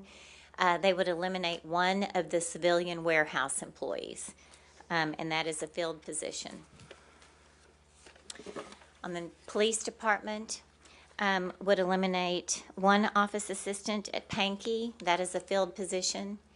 And then there are 2 recently vacant positions. 1 is a file clerk position that would be eliminated, and 1 is an executive secretary position that would be eliminated. So the grand total impact personnel-wise to the general fund for department expenditures, so this does not include right now the outside agency, would be a $2,963,853 reduction. It would be 14 vacant positions, 34 filled positions, 48 positions overall. So now to transfers out. Our transfers out last year was just under $10 million to fund various programs. This would anticipate a reduction in the annual funding of the children, youth, and family prevention, intervention, and treatment programs at $750,000. And then there would also be a reduction to the cities of service funding of $60,000. So the decrease would be $810,000 there. So the total on line 90, that is taking the increased revenue anticipated plus the reduction in the outside agency contributions and the reduction in the department expenditures and the reduction in transfers out would generate $5,336,853 of annual savings. And that represents a 2.5% reduction to the general fund budget. On the next slide, we'll kind of summarize net impacts to nearly all departments here, and we're going to go over recommendation B in a second, is reduced in comparison to the budget recommendation B with more strategic program eliminations or reductions. No programs are being eliminated. I did speak with the Parks Department, and I think the greenhouse is the only thing that would not be operated under that scenario. Utilize golf study results. We would repurpose 2 of the golf courses. There'd be no anticipated impact to the accreditation of the parks, the zoo, the fire, or police. And the net overall reduction is approximately $2 million less than budget recommendation B. So now we'll talk about budget recommendation B. This reduces the general fund budget by 3.5%, which would be just under $7.4 million. Once again, we're excluding debt service, insurance, actuarially determined pension contributions, and other general government expenditures that are fixed. Here we limited the impact to fire and police to $250,000 and $500,000 respectively. You'll note that those are higher reductions than what we saw in the first budget recommendation A. Once again, we've excluded the courts and information technology. This too includes adjustments to special projects in the outside agency funding of $1.5 million. And it allocates the remaining $5,121,816 to departments ratably based on their adopted budget as a percentage of the remaining dollars. The net impact of what represents a 3.5% general fund reduction would be 12.08% to those departments. And you'll see that on the next slide. So this, and I'm sorry this is a little hard to see, but what this is laid out in white, this is our original adopted 2019 budget. Actually, everything in that first big square with the blue and the white. That is our adopted general fund budget of $210,623,272. You can see the total expenditures on line 25, the total revenues on line 27. This breaks it down by division. Their personnel, supplies, fleet, repairs and maintenance, utilities, contracts, capital. Then we have our outside agency, our debt service, and our transfers. General government has been split out here between line 1 and line 21 to 24 to separate out the vacancy savings allocation, the the vacation sick accrual, and then in employee benefits, that's where some of the actuarially determined contributions are. If you look over to the contracts in general government on line 21, that's primarily various insurance policies and things like that that cannot be reduced. And then your outside agency total is $11,066,630. Some of the things I want you to notice is on green and on the percent of budget on line 26, you'll see that personnel is 75.1% of the adopted budget. 1.8% is supplies. 3.5% is fleet. 1.7% is repairs and maintenance. 1.8% is utilities, 3.2% is contracts, and less than 0.1% is capital. 5.3% of the general fund budget goes to outside agencies. 2.9% was for debt service, and then 4.6% represents the transfers to the special projects, which include the $1 million contingency that we build into the budget annually. So what we did is we said, okay, if we exclude some of those fixed costs again, which are primarily some of those items on line 21 to 24, but we do include at least $1.5 million of the outside agency, and special projects. So you see in the yellow box now is the adjustment. So we would have a reduction of $1.5 million to those. Then you exclude the courts and IT, and you limit police and fire to $500 and $250. You see that their share for fire is less than 0.5%. Police's share is 0.63%. But then the allocation to all the departments is just ratably based on their total budget as a part of the remainder, that's available to allocate. It comes out to be 12.08%. What's in that final far right column is the percentage of their operating expenses. So if you exclude personnel and you just look at their operating expenses, you can see pretty quick how difficult this is for departments, because it's more than 100% in some cases, and it's over 50% in a whole lot of cases. So, people would say it should be easy to cut a budget by 3.5%, but you can see here how difficult it is when you're not including your two largest departments, with a ratable allocation. But to do so would require, $2 and $3 million reductions to police and fire. So on the next slide, the concerns and risks with this method. The ratable allocation does not adequately prioritize the required or critical services. The allocation of over $800,000 to the zoo would require closure of certain exhibits and would likely put accreditation at risk. As I pointed out earlier, the 12.08 allocation exceeds 50% of total operating expenditure budget for many of the departments.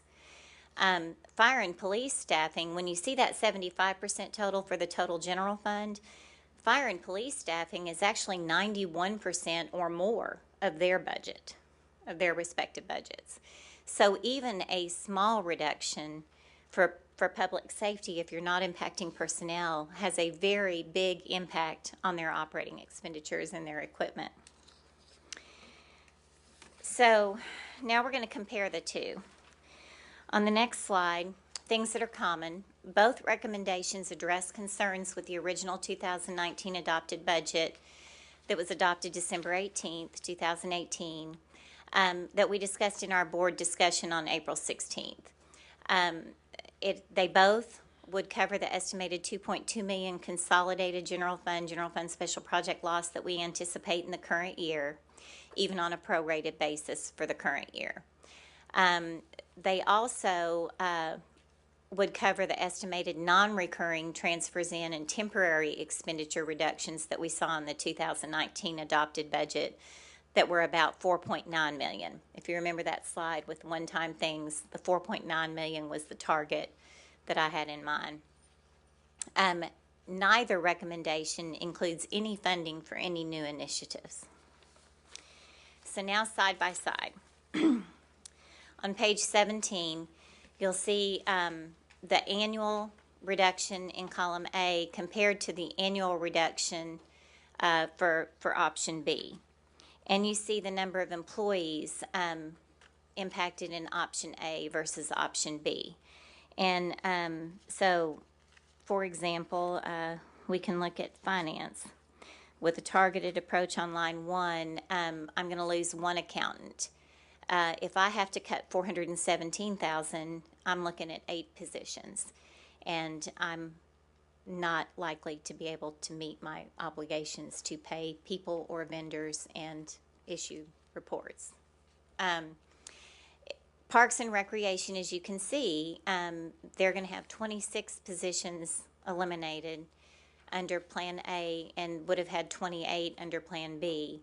But overall, for the most part, the A is the better option for the departments. It is a lower expenditure reduction. Turn the next slide and you'll see our outside agency under the two scenarios. So under scenario A that we talked about first, we would still reclassify $500,000 under either of those options. This anticipates that the Museum of Discovery and the Downtown Partnership would have the same reductions. Under the first presentation, option A, children, youth, and families would be reduced $750,000. Under option B, they would be reduced $835,000. Cities of service would be reduced by $60,000 under option A. I do want to refresh your memories that when we did adopt the 2019 budget, many of the other allocations were already reduced in the 2019 budget, or they had a smaller allocation to start with for things like the weed lots and some of that. So that's partly why those were not included here. We did include the revenue, anticipated revenue adjustments in option A. And again, the overall reduction under option A was $5.3 million compared to about $7.4 million under option B. So it's a difference of 1% between a 2.5% and a 3.5% reduction. On the next slide, the mayor, the city manager, and I all agree that the best course of action would be to utilize the annual adjustments included in Budget Recommendation A as the basis for a budget amendment. There would be additional reductions or adjustments implemented when the results of the comprehensive program evaluation and performance audit are available.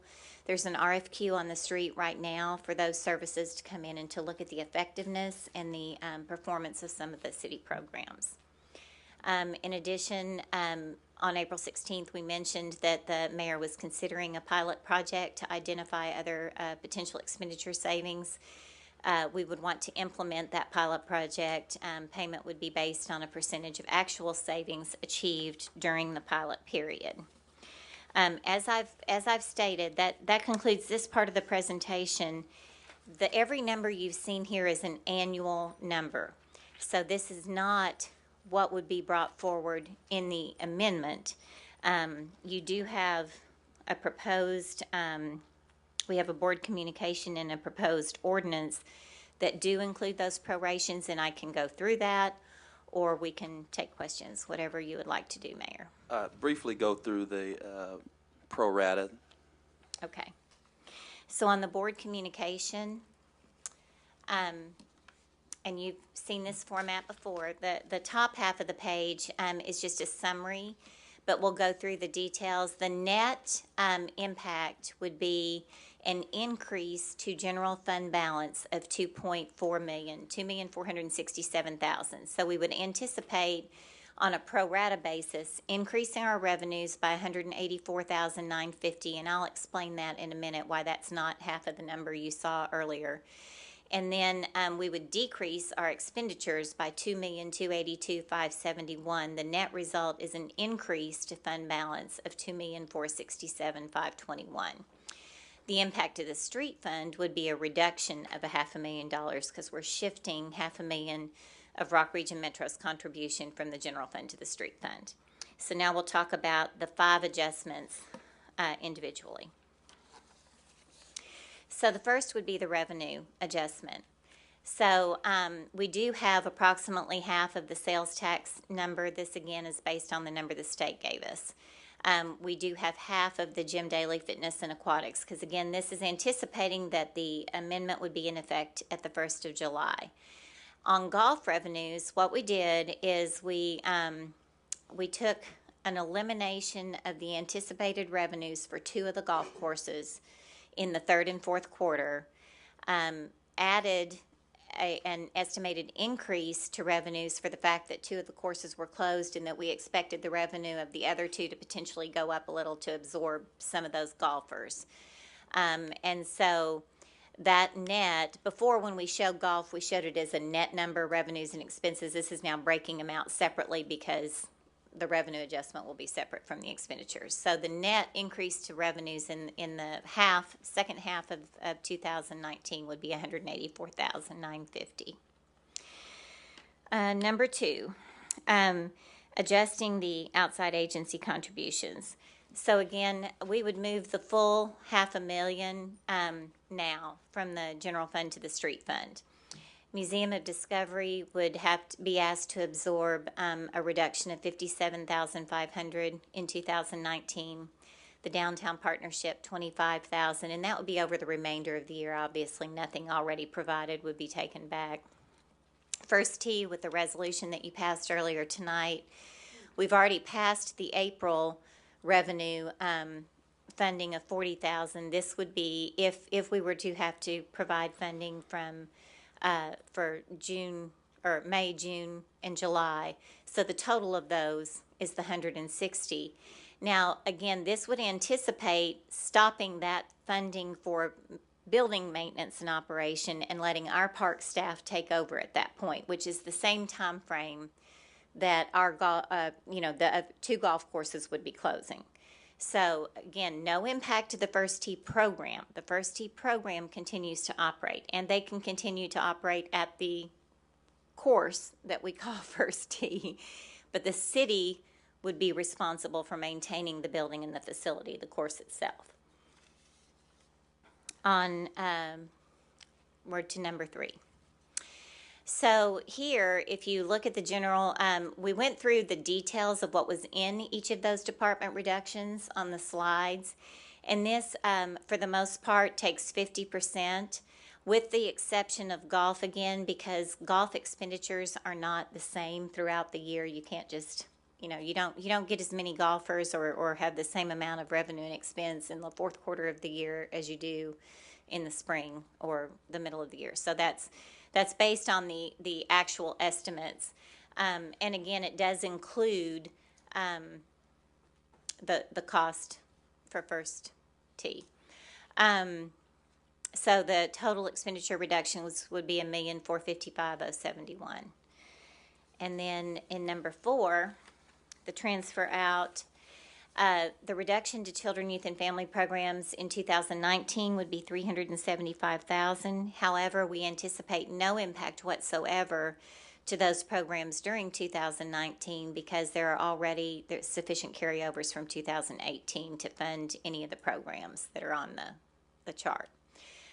Cities of service, that would be reduced by half, the $30,000. And then the street fund would absorb the full $500,000. So again, the impact of this recommendation would be to put back $2.5 million or a little less than $2.5 million to the general fund balance. Again, the loss we expect our audited loss to be approximately $7,000 for 2018.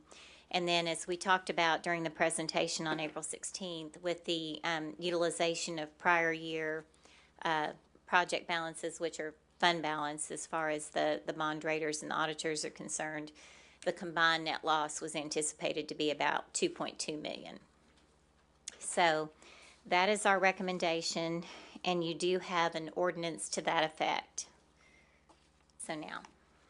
Sarah, just again, before I make some comments and then move forward with questions from our members of the board, I just want to let you know how much we appreciate you. You spent a lot of countless hours and days and weeks bringing this together, and that's not lost on anyone who's sitting here today. You continue to be a stellar and stalwart in the financial field, and I'm just eternally blessed to have you a part of this team and to serve our city, and you're a great servant leader. So I just want to give you a round of applause.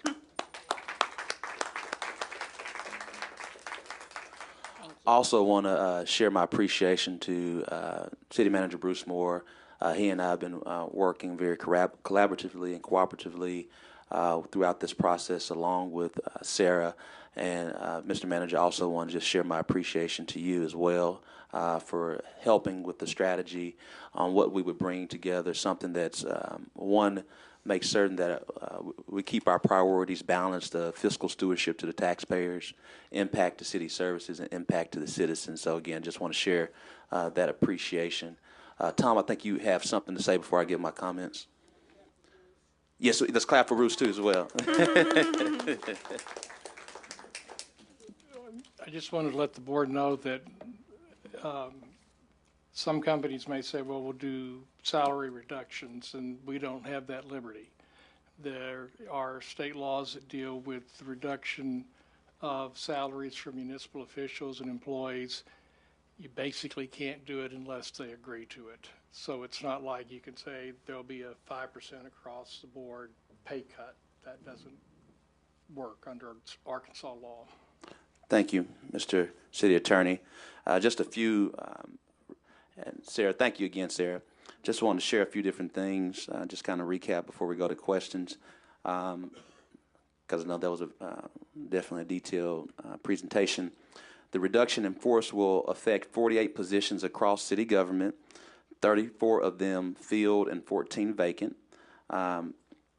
This is more or less what I would call an impact statement that we have for everyone. 6 field positions come from housing, but the neighborhood resource centers they staff will remain open, and 3 employees will not actually lose their employment, and we still have a savings of nearly $350,000.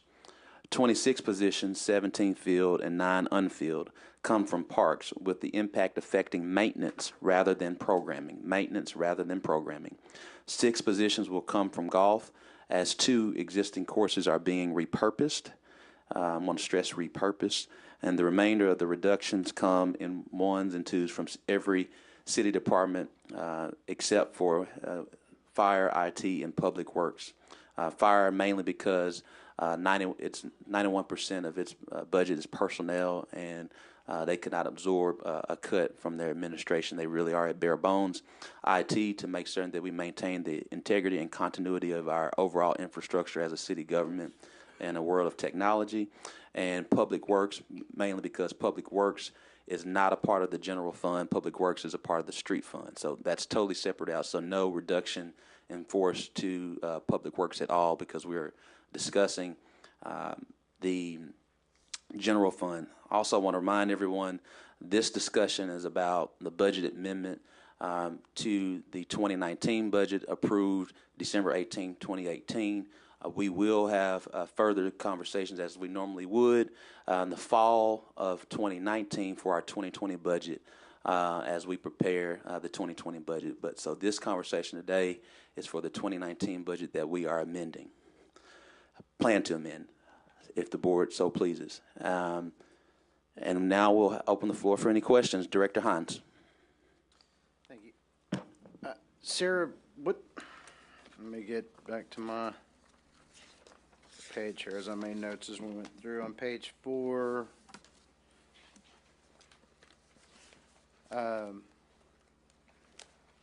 explain to me what we're doing with the Rock Region Metro out of the street fund. Okay, so the Rock Region Metro allocation, and I don't have the exact number right before me, but it's just under $10 million. Okay.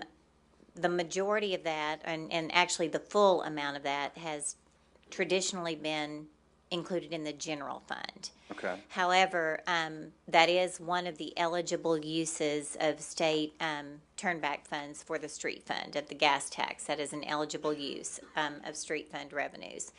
So we have elected at the adoption of the 2019 budget initially, we had allocated $1 million of that cost to the street fund.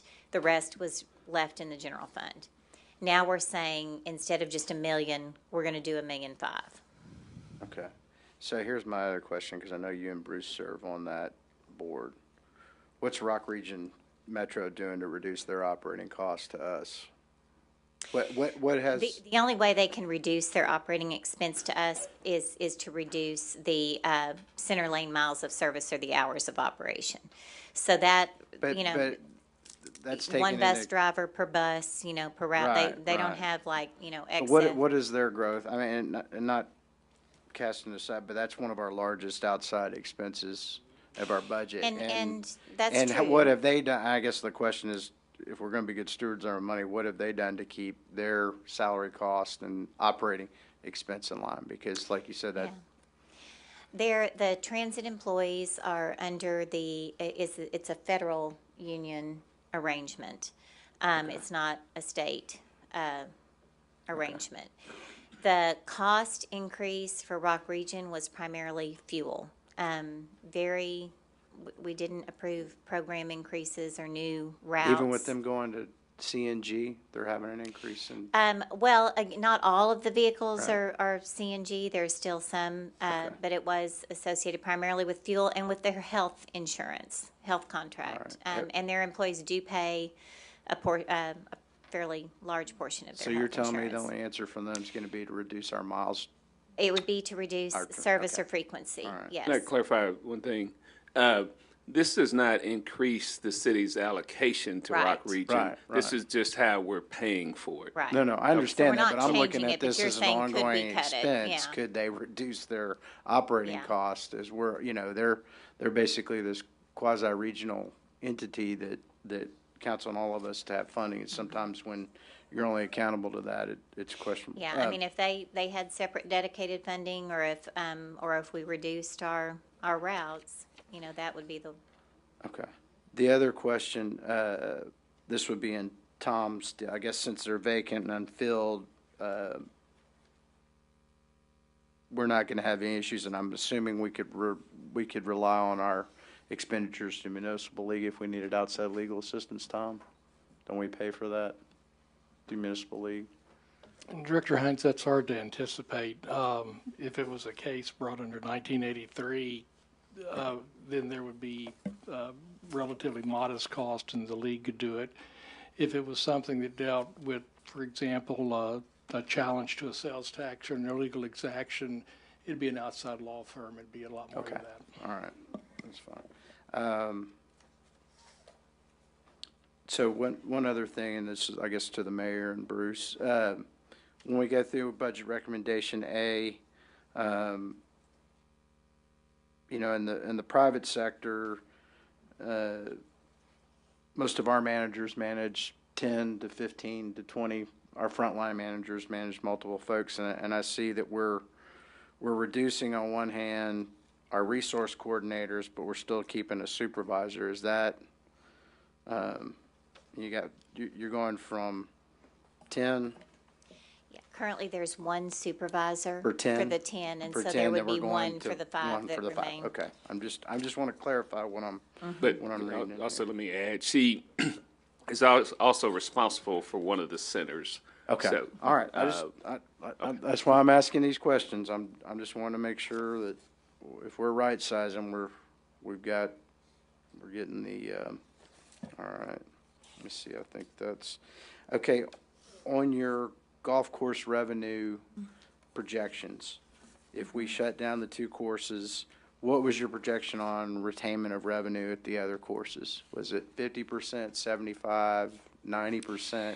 And I think our golf study probably I just got a copy of the actual nuts and bolts of it, but based on my previous looking at it and when we've closed a course, that revenue doesn't really disappear. It goes to one of our other courses. So Yeah, I didn't know how much revenue retention you had on the golf. I'll talk to you a little bit about that. Now, first of all, the pro rata share that's in the 2019 budget is not representative of what we expect really for a full year. Okay. So what we did is we looked at the 5-year course history for like the Rebsamen golf course. And so not any one down year for weather or anything else. We took a 5-year average for annual revenue.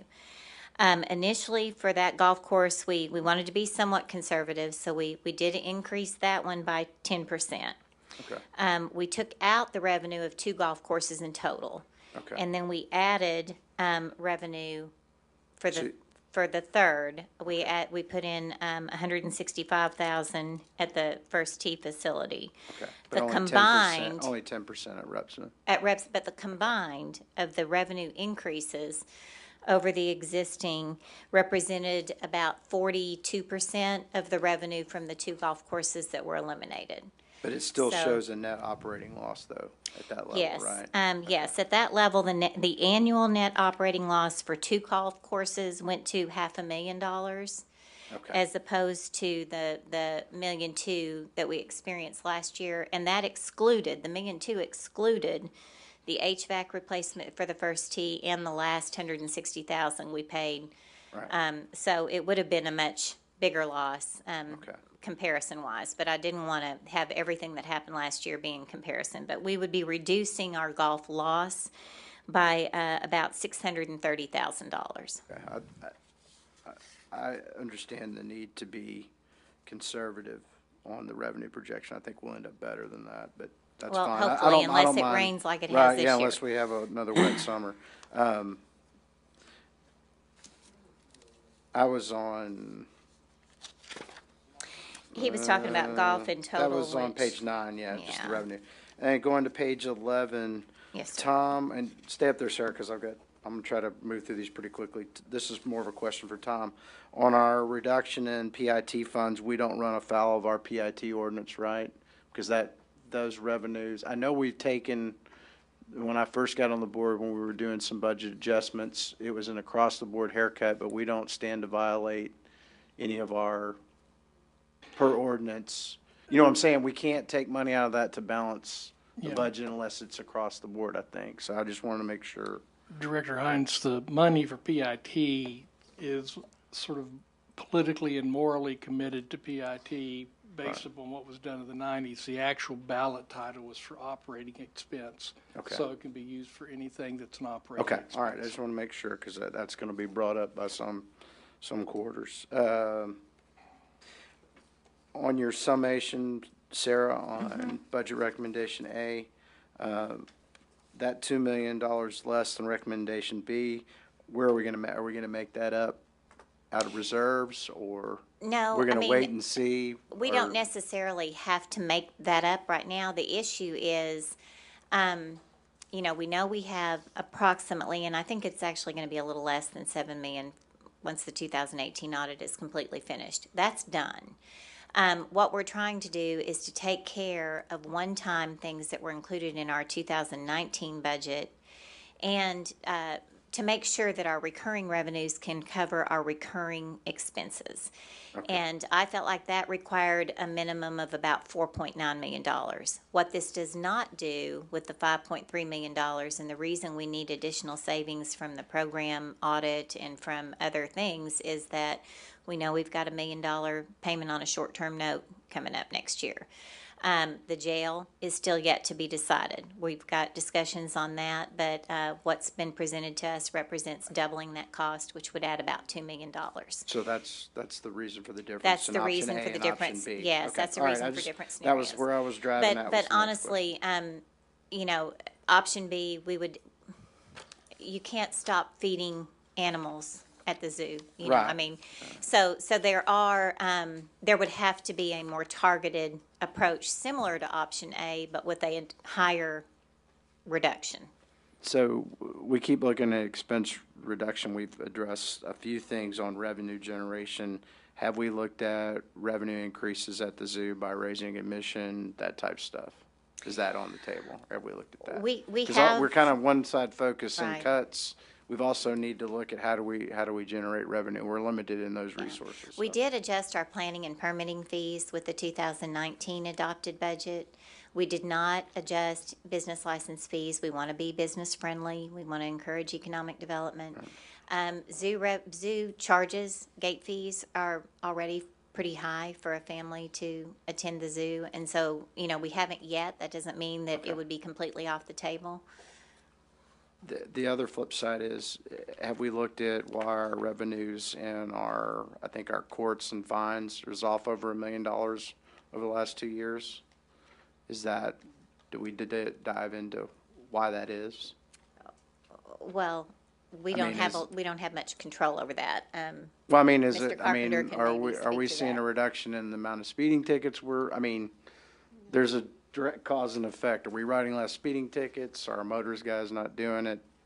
You know, are the judges waiving fines and fees? I mean, there is more community service. There are more payment plan options out there that allow lower initial payments on, you know, tickets and things like that stretch out. So there are several factors. But Okay. All right. I think that is all the questions I have. Thank you. Thank you, Director Hines. Director Wright? I'm going to definitely make mine brief. My allergy medicine has worn off, as you can tell. I'm sure you can hear it because I sure feel it. My head is pounding. Very brief. I think you did explain about on page 6 about the housing and neighborhood programs. Yes, ma'am. These 5 people are going to manage all 10? Yes. Who's going to explain how that's going to work? Director Wright and members of the board, as you know, most of them are pretty much in close proximity. They're in targeted areas of the city. West Central probably is the farthest one, or well, is the farthest one. And then, so I think that it won't be a challenge. Well, it will be a challenge, but I think the existing 6 could double their area, and I think it would be successful. Okay. I know I'm going to get this question because I know people are watching. Horticulture. I understand the need but what are we going to do with all of the areas that they take care of and plant plants, and how are you all going to address that? I did ask John Eckert if the entire horticulture was being eliminated, and it is not. There are still horticulturalists included in the budget. Okay, good deal. Okay. It's just the greenhouse. So where are they going to grow their plants? You kind of need a greenhouse to grow seedlings, don't you? So I'd like for him to think about that. It can't be that. Well, anyway. I think that's horticulture was my last question. Oh, I know. I got this report on city year, and our part, a little bit scattered. Mr. Moore, why in city year considered an outside agency? No. What are they considered? They're not, Director Wright. In fact, you all passed a resolution last month to enter in a contract. So they're a contractor just like the Boys and Girls Club, and so. So we wouldn't consider reducing their allocation? Well, at this point, no. We just entered into a contract with them for this amount, and we list the schools that they're in. But again, going forward in 2020, I think, with the reduction in PIT, I think it will have to be looked at across the board. Okay. I think that's it, Mayor. Thank you all for the hard work. I know this is not easy, but I do have, the last question is this. You said the percentage of our budget that was staff was 75%? 75% if you can. In the general fund on slide 14. Slide 14, the total of that personnel column, which is net of the vacancy savings, is 75% of the adopted general fund budget. Okay, so what will it be once we enact these cuts?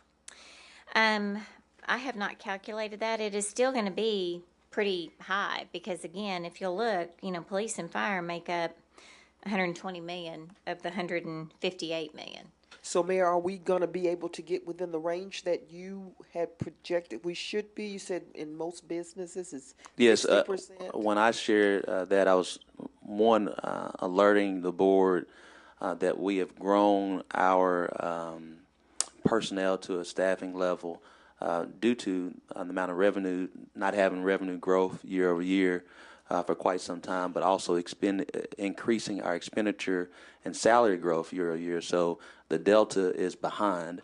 And so in most cases that we would have more revenue growth to bring down that personnel spot. And so in most cases, we probably should be operating anywhere between 65% to 70% from a personnel side of things. That's just common practice. Clearly, we're making a first step in right-sizing government today. Again, this is for the budget of 2019 amended budget, and so in 2020 we continue to have to figure out ways to be efficient and effective, and quite frankly, we got to increase revenues. We have to have more rooftops moving to the city of Little Rock. We have to have more people buying. From a sales tax perspective to increase those revenues. And as well as Director Hines, we may have to consider too for the 2020 budget is looking at how do we moderately increase certain fees in this realm. So we have to be very multifaceted in our decision-making process to not only right-size government, but also make certain that we're prioritizing our priorities, which is public safety, quality of life, and infrastructure for our future. Well, one of those areas I hope you consider is single-family rental properties that are not being registered, and we're not collecting revenue on. So that's an area that definitely needs to be increased because there is no incentive for these people to comply with our rules. Yes, ma'am. Thank you so much for that feedback. Director Fortson? Thank you, Mayor. I have some questions, not all. I think I may need a week to get my head around some of this, so I'll probably have some more next week. And I'll say that mine may appear random because I'm going to follow these notes here. One, this is definitely random. I had a phone call from an attorney after the discussion you and I had, I guess 2 weeks ago about budget, or maybe this was a week ago, and said if you want to really cut out some expense, you've got in your city courts, you've got 5 or 6 probation officers and nobody on probation. Why don't you eliminate them? Number one, is that on our purview, and number two, is that true? And is that something that should be looked at? Getting to more serious things, taking $500,000 out of the street fund, as we discussed before, is one form of deficit financing. That $500,000 would otherwise have been used for street repair and street maintenance, correct? Correct. So that's one change being made. We use the phrase outside agencies. I view the zoo and the Museum of Discovery. Don't we own those? Aren't those really city agencies rather than being truly outside like the Downtown Partnership? We are the Museum of Discovery. They have entered into certain agreements that we allowed. So I don't know exactly how all of their exhibits are dealt with, but yeah, we'll. But they are not, I guess, by legal definition, not quite the same animal as the Downtown Partnership, which is an outside agency to which, or the chamber, to which we make investments. No, it was created pursuant to a statutory scheme. Okay. We've kept it. The one suggestion, talking about closing and repurposing the golf courses, when you close those 2 golf courses, assuming we decide to close 2, the expense and maintenance associated with them is not going away. Mm-hmm. The grass will still grow. In fact, weeds will grow. And so there will be an expense and not a direct savings once that is done, and depends on how fast you repurpose. And then a source of revenue in order to fund that repurposing. And I believe the Parks Director did account for that in part of the contract expenses that he was adding. Okay. But speaking of Parks Director, and I looked at the various areas of personnel where reduction are being made, and by far the largest is in the Parks area. And I mentioned, we discussed this 2 weeks ago, I would like to see some template or some narrative that says, yes, we're reducing this much, but here is the plan on how we're going to maintain the level of service, and where's the money going to come from, and where the people are going to come from, or are certain services going to be totally discontinued. I think once you go through cuts like that, I think it's almost Pollyanna-like to say that we can cut that many people and still maintain our level of services. So while if we have to do cuts like this, I think there's a trade-off, and we should be aware of that trade-off. Mm-hmm. I also know, do we have a city policy on how we treat, I mean, all this is designed to be a July 1st effective date. And there are quite a few layoffs laid in here. Do we have a policy about when people will be given that notice, what kind of notice? I know layoffs are traumatic. I've had to do it in my business career, and I think it's not as hard on the person having to make the decision, obviously, as the person losing their job, but it's a heavy burden, and it is very troublesome. But there is a process, and the best communication and assistance we can give employees who are the subject of that layoff, I think the better off we are. And I would hope there's a plan to go about that methodically and supportive. We're supportive of what we're doing. yes, sir.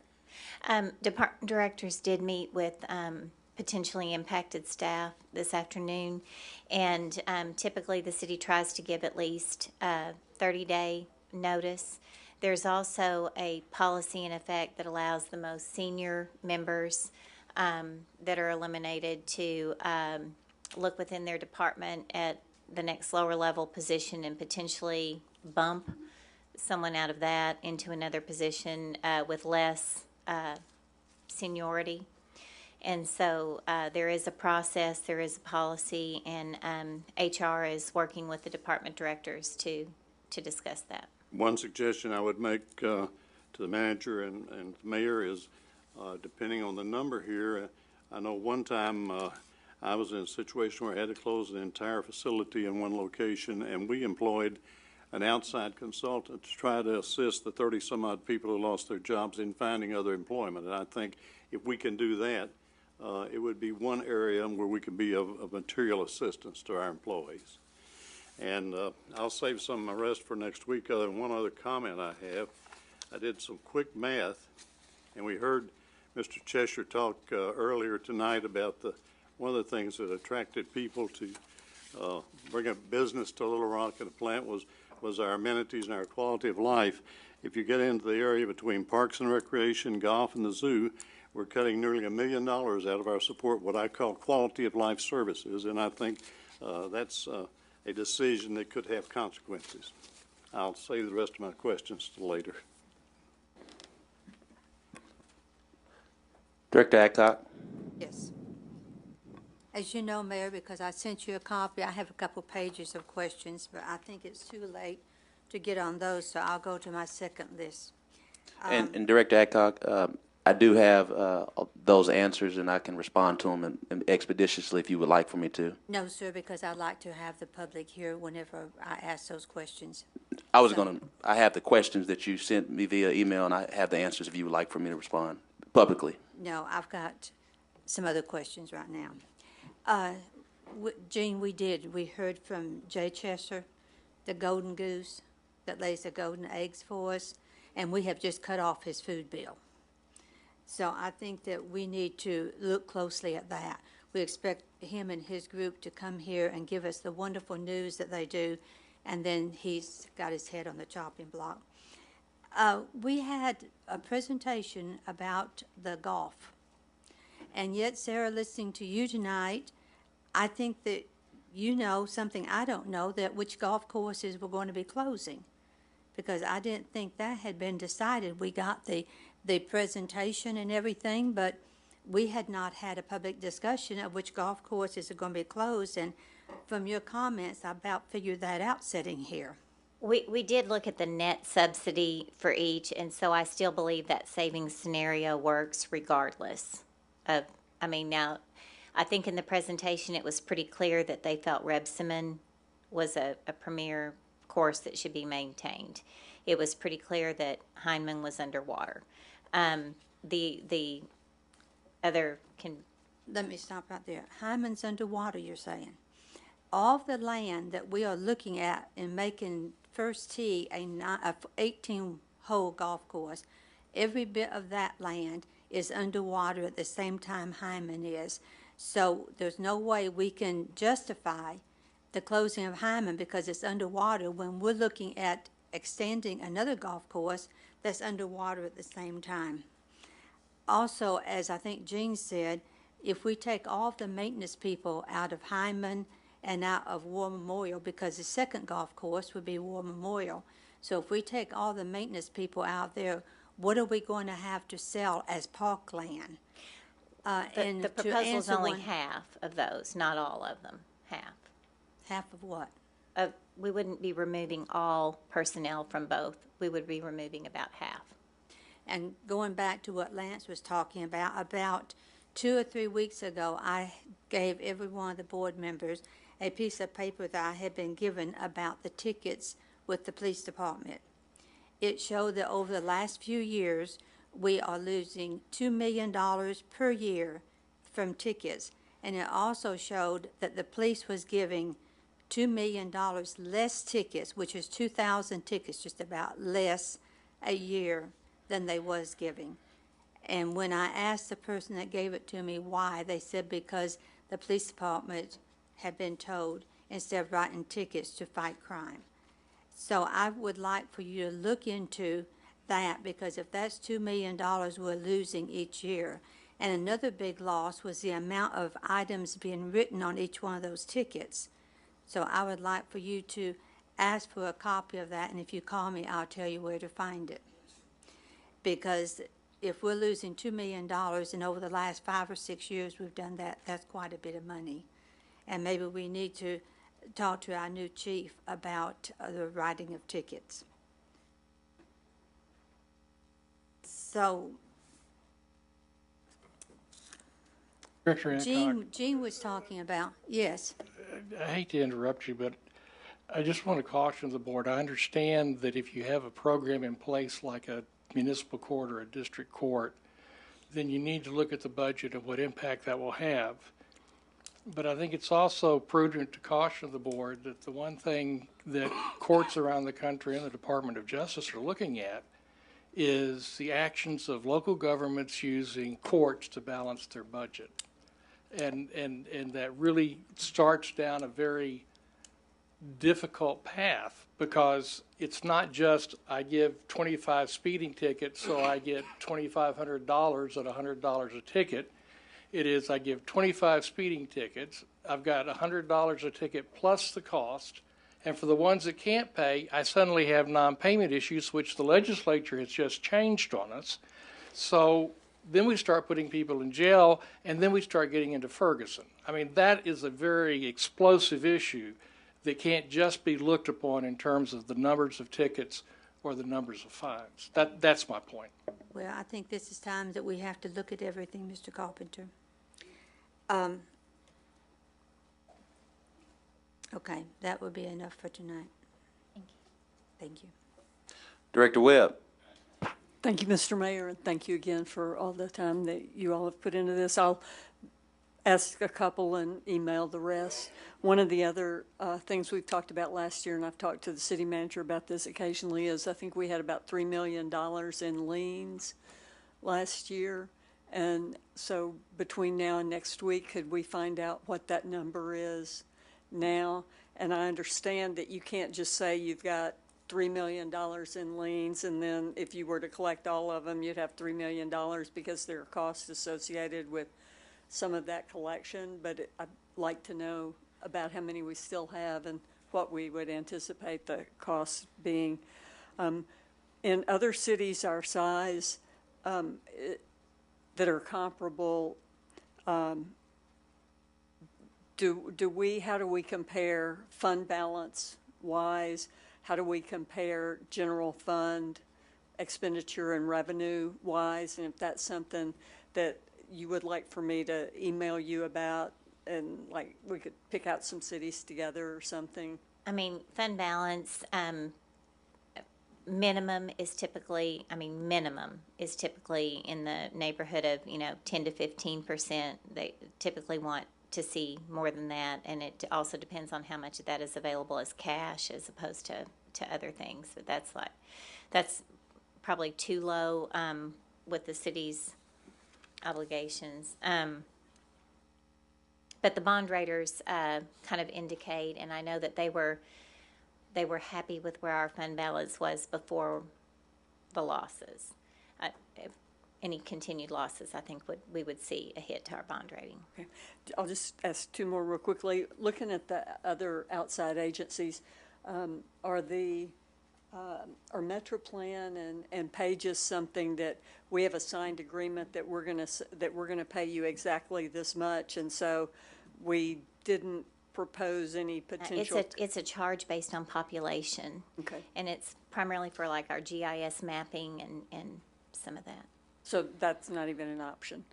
And just the last question, in 2014, we were way down in the number of police that we had.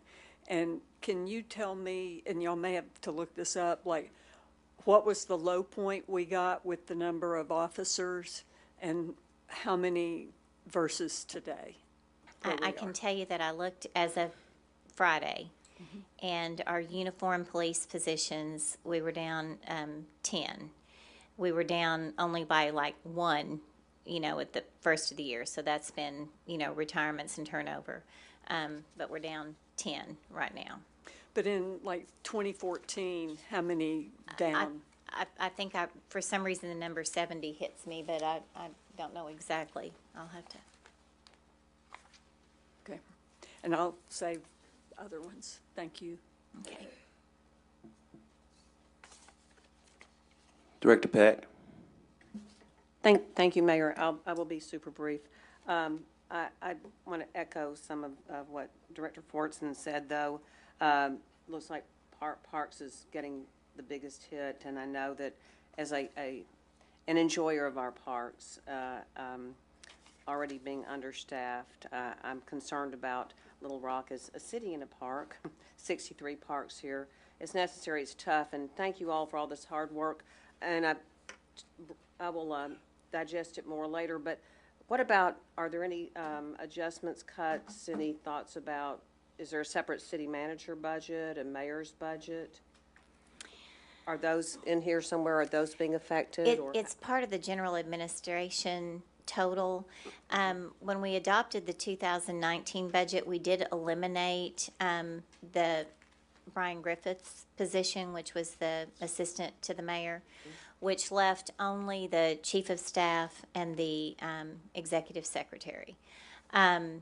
With the shift in responsibilities and all of that, it's anticipated that when the assistant city manager retires, that position's funding would move over to fill the position. Right now, we only have 3 full-time positions. We have the mayor, we have the senior advisor, and the secretary. But in order to bring on the chief of staff, we would need to have funding for that position, and so we would likely shift the assistant city manager position rather than add to the budget when he retires. So the budget would remain the same? Would remain the same.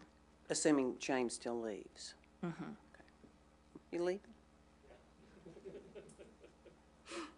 And the city manager's office, that nothing is proposed to change there? There were not any proposed changes in the city manager's office. Well, yeah, eliminating the assistant city manager to shift the responsibility, yes. Thank you. Director Campiris. Well, Frank and Sarah and Bruce, I appreciate your work. Well, it's late, but I am, if you were running a company, or Frank was back at his bank and it was not doing well, and they needed to make cuts, what they would do, I think, I've never been a banker or have been a part of a big company, but you would look at all the divisions and you would say what divisions are making money and generating opportunities and which ones aren't. And you would then go in and you'd say, these are the areas we need to cut and stop.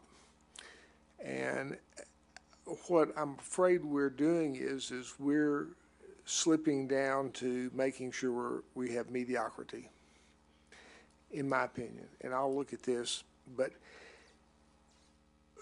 first of all, I'll start out, I think transferring money out of the street fund to Rock Region is the same precedent that we've been in before. It's the same thing we've done before. We take a little money from here to put it over there and to take care of it. Then the streets don't work, and so we're back where we were.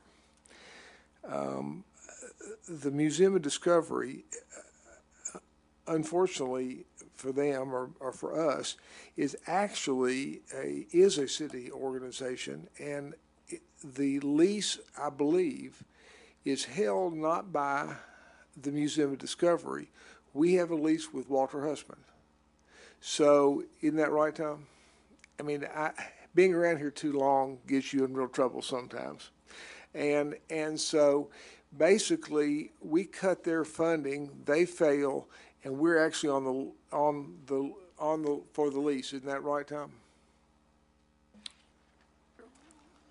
I mean, yes, you've got to remember that the way Mr. Hussman set that up is that the annual lease payment check is written to him, and then he turns around and writes it back to the city as a donation. I know, but if there's not something somebody has to write a check to him. Right.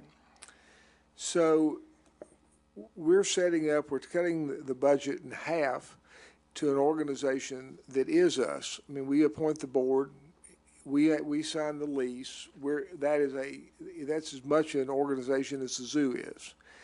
And we're now getting ready to go into the summer where you have kids going there, and we're getting ready to cut opportunities for a place for kids to go. So I think that is, again, as Joan said, taking our nose and just cutting off a big piece of it. We just got through celebrating a big company coming in that took more than a year, I'm sure, to get here. So we're going to go back and cut money from the chamber so then they don't have the facilities or the people to go get new business in a city that needs business and needs money. So I think, as Joan said, that is remarkably short-sighted on our part. We have complained to Tom over the years that we can't get things in and out of his apartment. We have gotten new equipment. Things are much better now. But now we're going to cut 2 attorneys up there, and we're going to be in a situation where we again start saying, where's our work?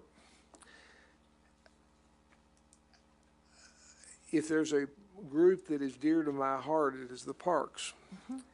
We have, as Cappy said, over 40 parks. And basically what we're going to do is we're going to take away maintenance. We're going to put it out.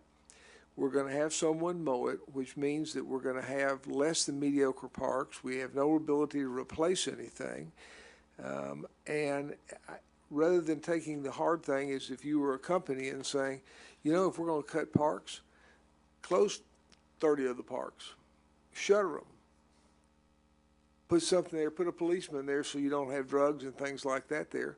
Make the hard decisions on what you're going to do about it and maintain the areas that we have as a center of excellence.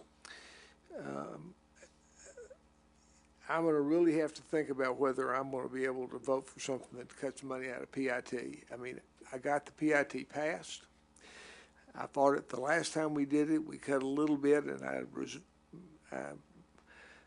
have regretted doing it, and you know, to do it again is just not what the deal we made with the community. And we have always said, and Tom has always told us, you can't bind one board by what a board did before them. Isn't that what you said? But I have always looked at that money as being sacrosanct. And you know, I would love to have your worksheets on the decisions you've made so I can look at them and see if there's a plan C. Obviously plan B is so draconian. I mean, it's a great way of presenting something, and I think if you just prorate it over everything, you can't do that. Right. And you have tried to be surgical in what you did, I think. But I think that the hardest decisions have not been made. And that is close something that has minimal productivity, even if there's a few people who say they love it. Because that's what we need to be doing. And and for especially the Museum of Discovery that I have a fondness for because I negotiated with Walter to get it.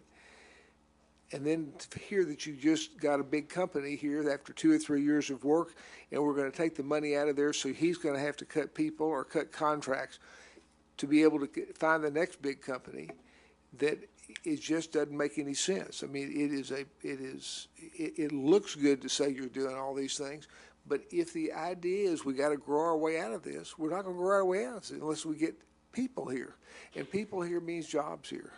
All right. And so I would really like to have your worksheets on all these areas, and y'all are going to have to do a lot of convincing in the next week for me to be able to vote for A. Obviously, B is not even. You might as well put B back in wherever you found it, because that doesn't make any sense at all. Right. But I do want you to look at page 14, because B is not a recommendation I would recommend, but B gives you a lot of information about the individual departments in total. And if you look at those individual departments, there is only one that has enough revenue to cover their expenses. Sure, we've known since we've known each other that you don't cover expenses by revenue. Right. I mean, that's right. I mean, you can't operate it like a business because it's not like a business. That's not what you do. Right. I mean, so to say that you're not covering your revenue, that, No, but we can't operate at a deficit either. I agree with you. So my thought is that we go back and look and see, you know, what are areas that we're spending lots of money on that aren't making the city a better place.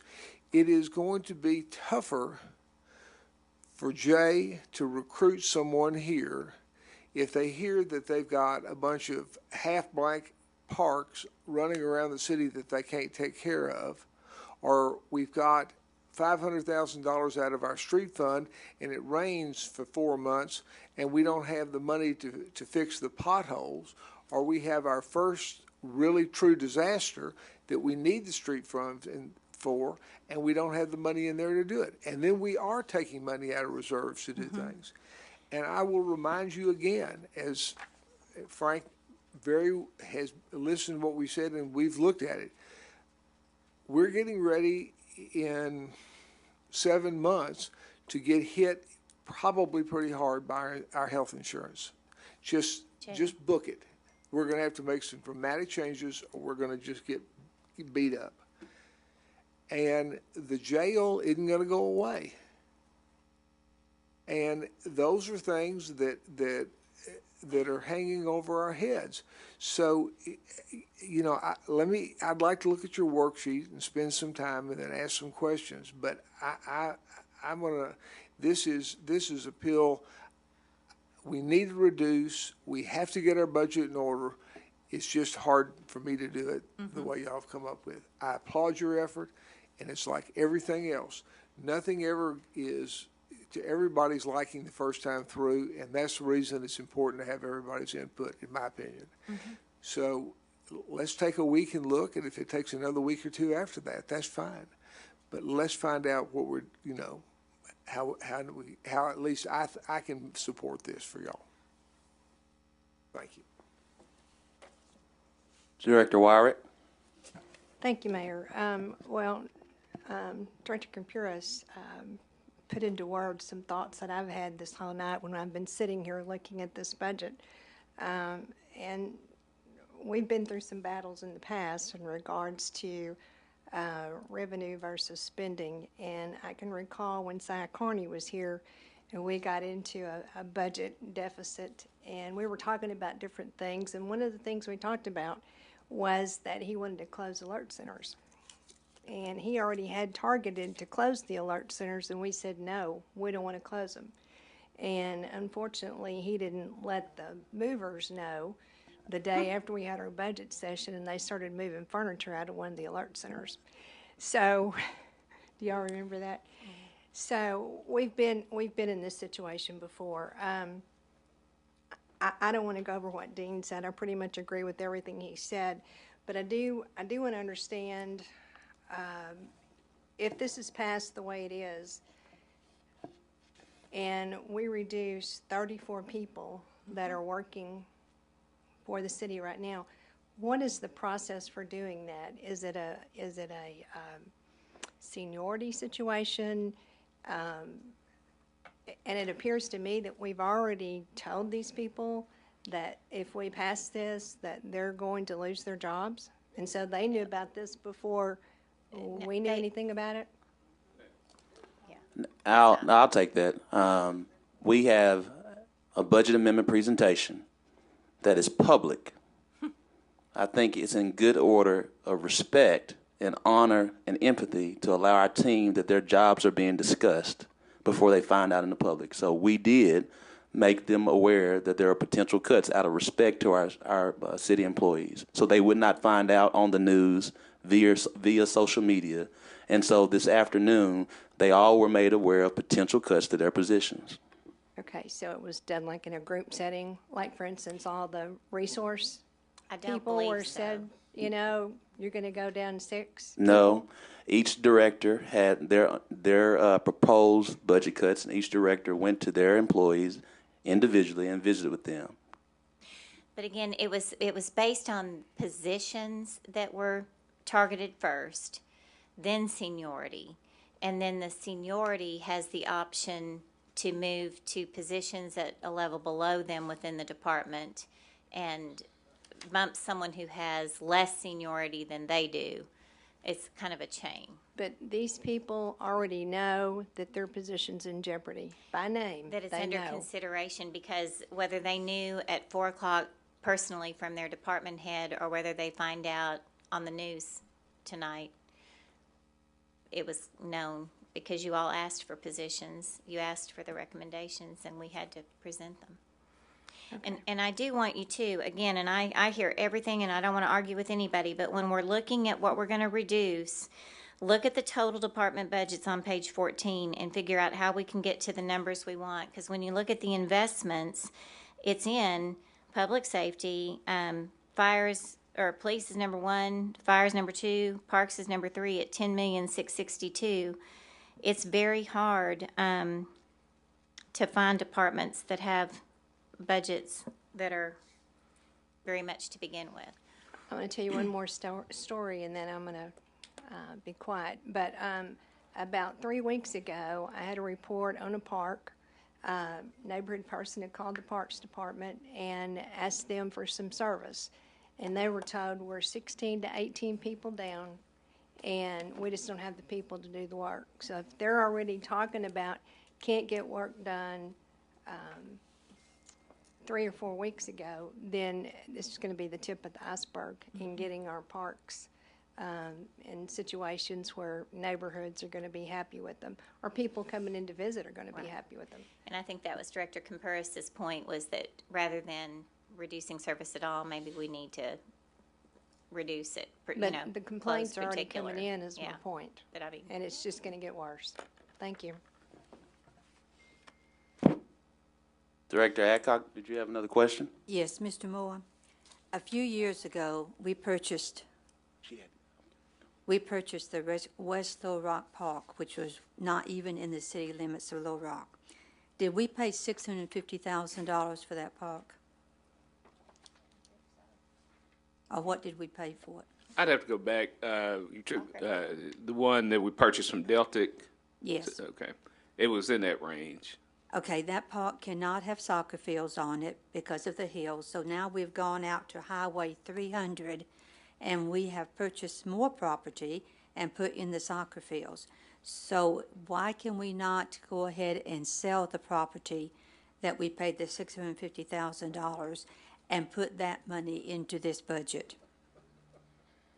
but again, we need a recurring source of revenue. Unless we can sell that park every year, that won't fund salaries on an Next year we ongoing can basis. sell another something, but this year it would help, Sarah. Mr. Moore, I'd like to see some kind of a real estate company giving us an estimate on the value of that property. Sure. And we'll do that, but just a comment or two. And I mean, we're all very cognizant of the street fund, and infrastructure is obviously one of the priorities of this board. And this wouldn't be a recommendation if we didn't feel like the street fund was very healthy from a perspective of overall revenues, definitely over the reserve amount. And so, but what we had to try to balance is if we don't go with that recommendation, well, that's $500,000 more impact to the general fund. So that's why that's on the table for discussion. Again, if we were, this board's been very clear, the mayor's been very clear, the infrastructure is a top priority. So I feel pretty confident that we are in a great shape from a standpoint of meeting all of our obligations and being able to do even more. So I think that's an important point to note. But when we don't do that from the general fund standpoint, then that's an additional $500,000 we're going to have to try to identify. I'd rather sell that property and put that in the street fund than use the street fund money. And again, to that's balance a one-time type of deal. So, and that's why, and we did some $2 million worth of one-time items this year, and that's why we're trying to address those now. Well, we could put that $500 million in the street fund, or $500,000 in the street fund, and sell the property for that. I think that would make more sense to me than it would to take money out of the street fund, because as someone said, we're going to have potholes that we're going to have to fill. So, thank you. Director Hendricks. Thank you. No, you're the best. I tell you that every time you come up here. We may chomp at the bits up here, but I think you know what you're doing. I think that I know that the mayor did warn all of us at the very outset that this budget would be cut.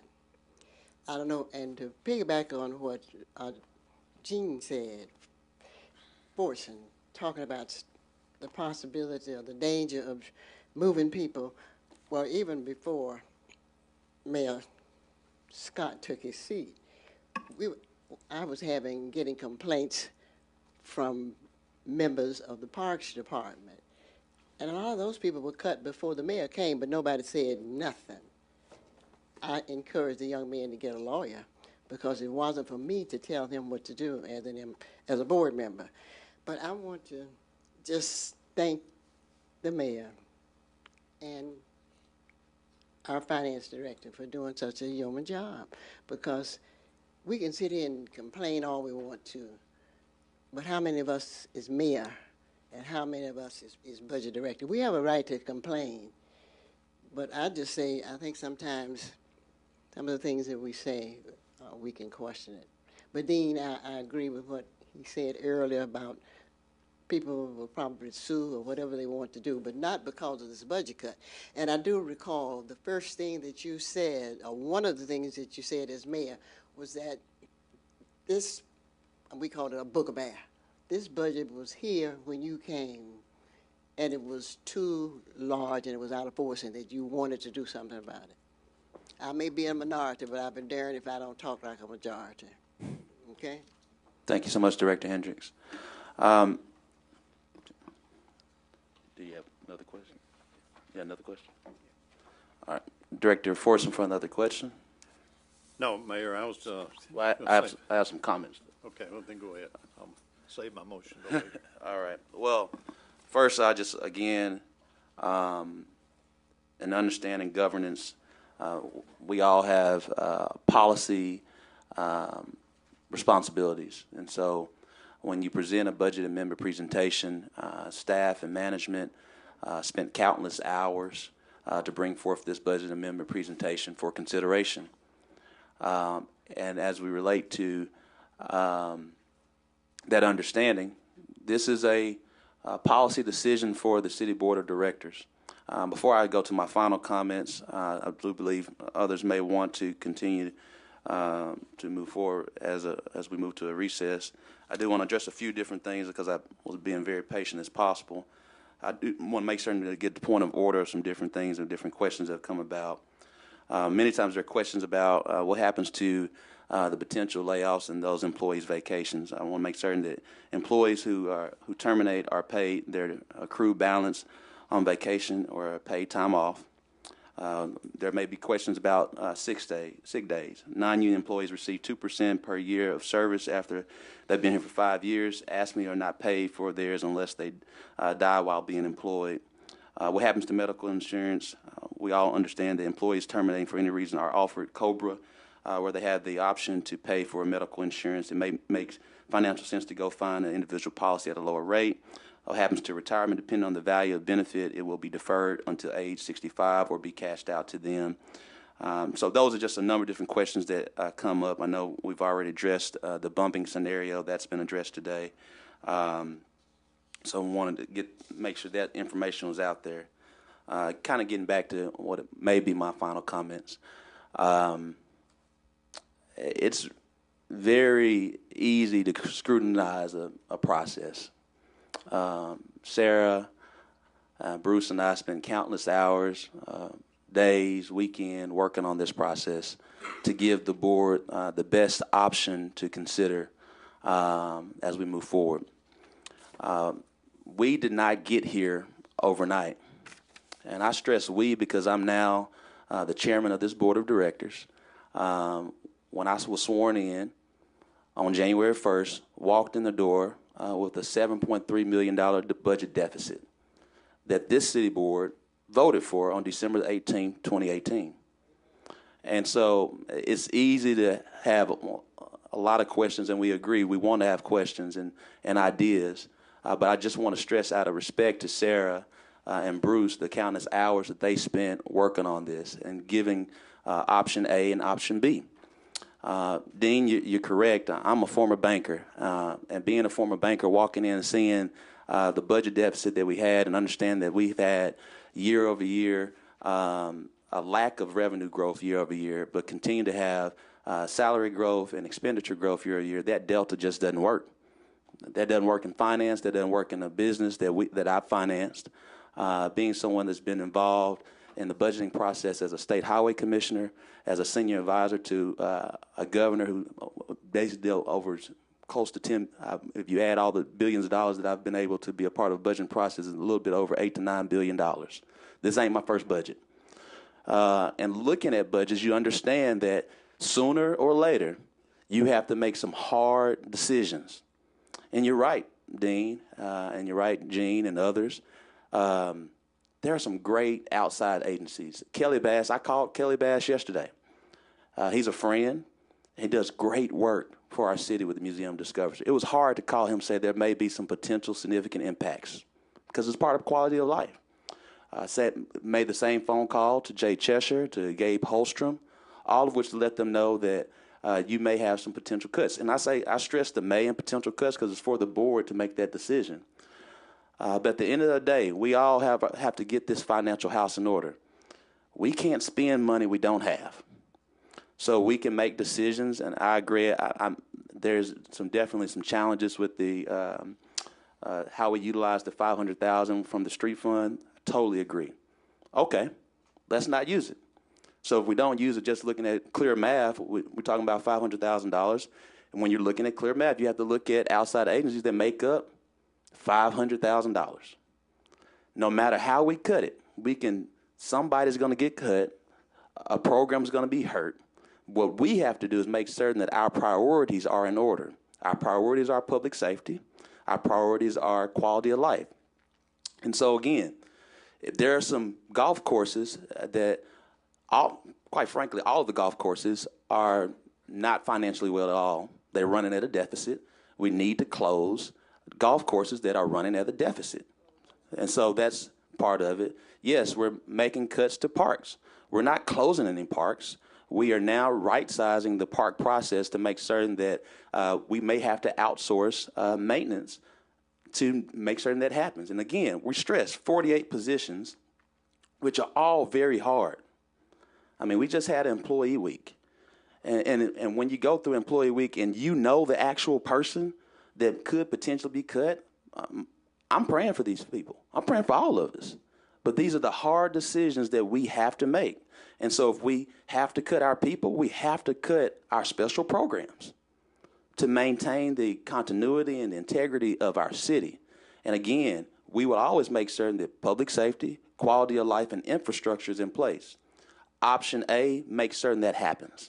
And even with option B, that happens as well. Now, with option B, it's pretty drastic.